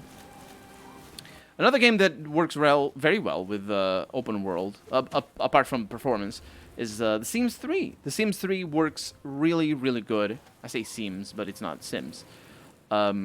The Sims 3 is a really, really good open world game. And they couldn't figure out how to get the performance to work in The Sims 4, so they had to stop being an open world game. Which has its benefits and its downsides. I think, honestly, I could take it or leave it. It's not really the thing is, even when it's done really well, it's not the best. Like, it's not like closed world games can do good. That's why I think The Witcher 2 is better than The Witcher 3. Yeah, I can see that. I felt that The Witcher 2 already. Like, I need to play it again. I need to do a Let's Play. Driver 3 was kind of cool. Midnight Club. I only played Midnight Club 2. Didn't really get it. It's just, I didn't like it. The gameplay itself. Need for Speed Underground was pretty cool, yeah. I thought Drive in San Francisco was the game that have the hardest game ever. Was it really that hard? I don't remember. Maybe it was. I don't know. Forgot the name of the game. I think it's only driver. It's only driving around like a normal people do in real life. And it's really hard. I think there was one like that. I don't think I've ever played it. It was a really old school game, Arilagi? I think so. I think I've seen that game. And I don't remember what it was. Back in the day, man, people would do the weirdest experiments. There's some of the weirdest stuff. Games are like that still, but it's just not on the same genres. Because like strategy games, you had things like Army Men and stuff like. Even Command and Conquer and Red Alert were experimental. Like even big Westwood was it Westwood they were making them? Even big franchises that eventually merged basically were experimental. Like even like Crusader, I say Crusader, but really Stronghold is the first one. You had such like in genres that are now considered like established. We don't have experimentation anymore. We just have experimentation outside of the genre. Or rather, in just completely different formulas, like, I don't know. There's some really innovative games these days. It's just that, looking back, you had, like, things like, Carmageddon is on, like, you had Carmageddon, you had that game that was, just bikes. It was like a super famous game where you just had bikes going around. And just super jumps and whatnot. You had also one that was like off-roading. Like you still have those games today. Like for off-roading, you have Mud Runner, for example. Mud Runner is a really fun game. Actually, Spin Tires is the first one, but still, it's a brand new take on that. And for bikes, and you still have that. And certainly parts of other games, you have bikes like that. Like you play GTA 5, you have all the games in one.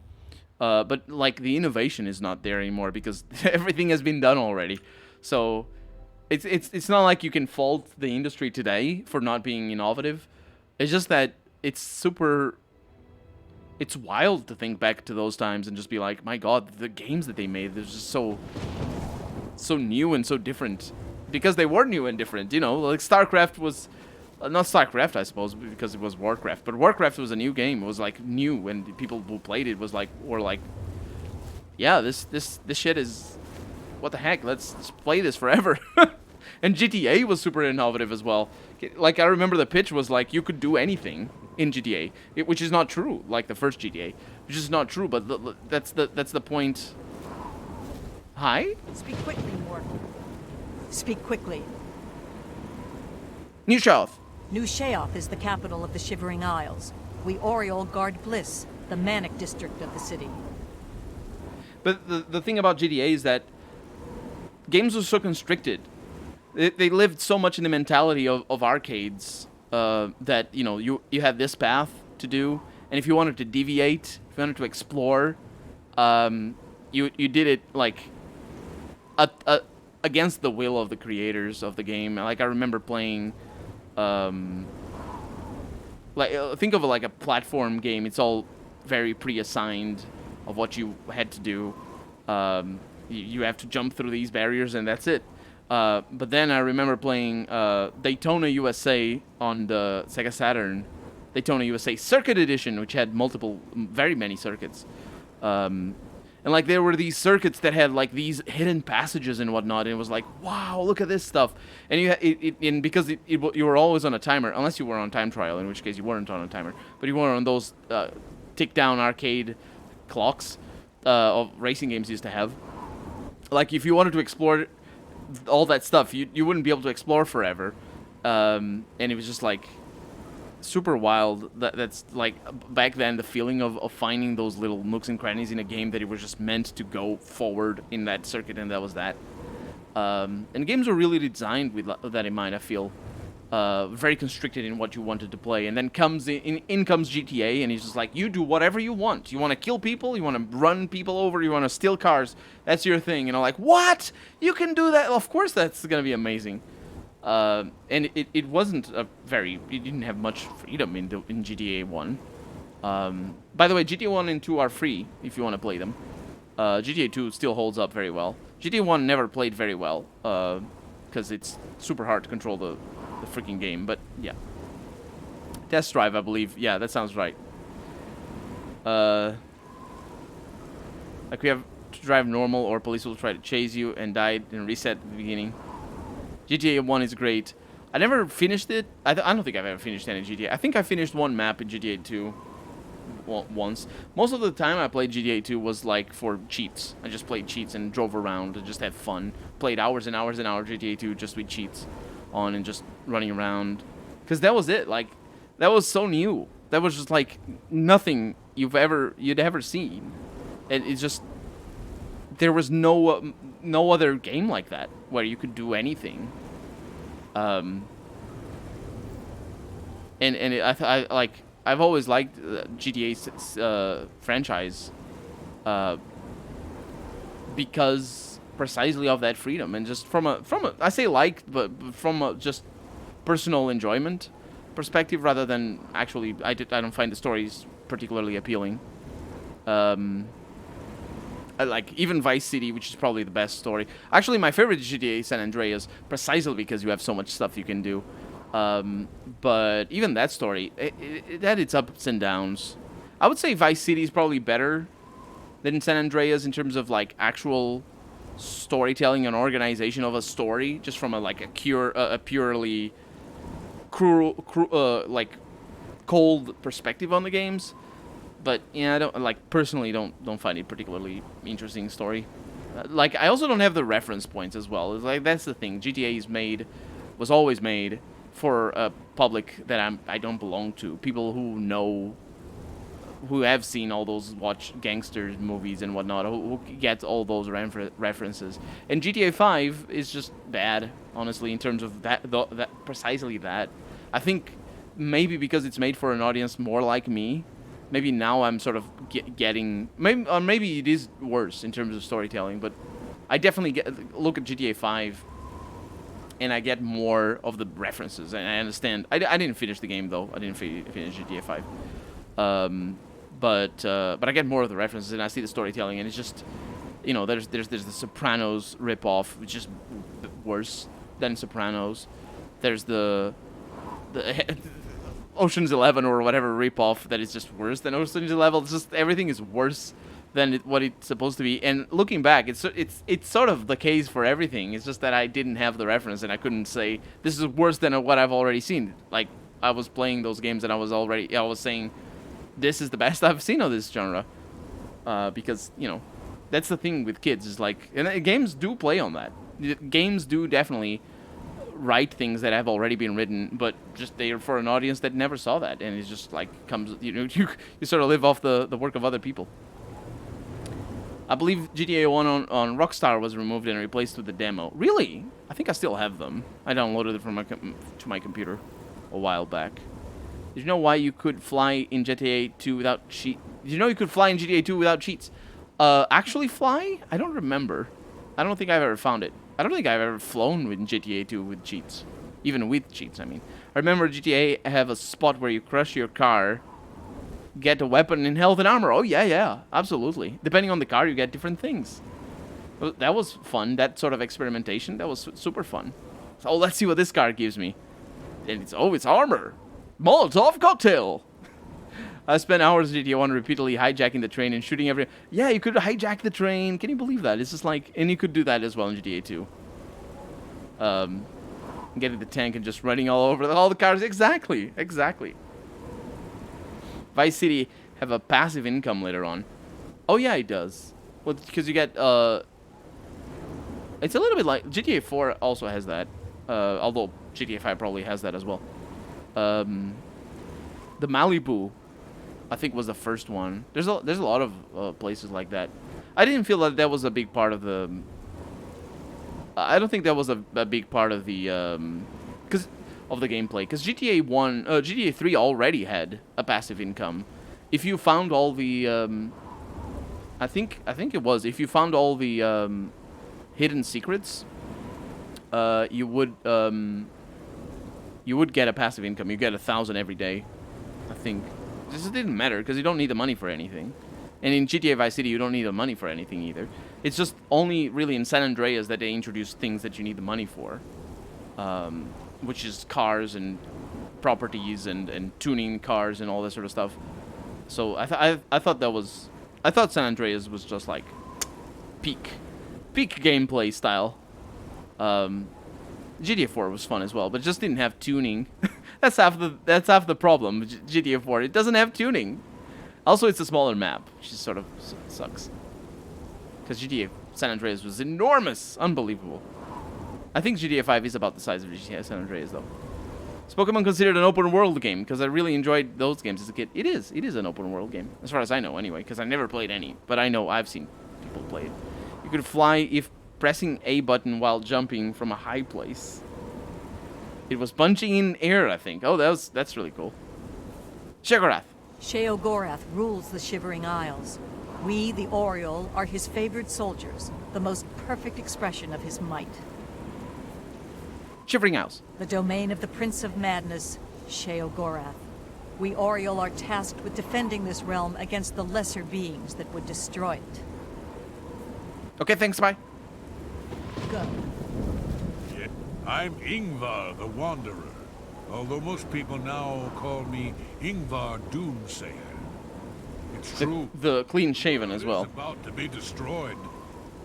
Some people are frightened by this, or they despair, or even try to deny the truth of what I say. But my message is actually one of comfort.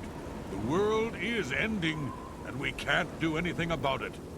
Once you accept that, you'll be at peace, like me.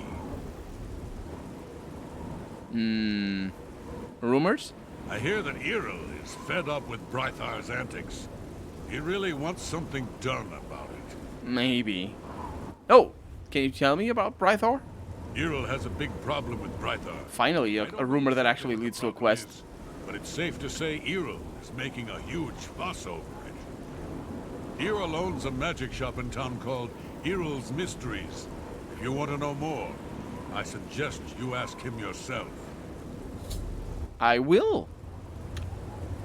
Goodbye. Even though you didn't actually say what town. Dreadful weather. I'm just exploring and all of a sudden these people show up. Huh.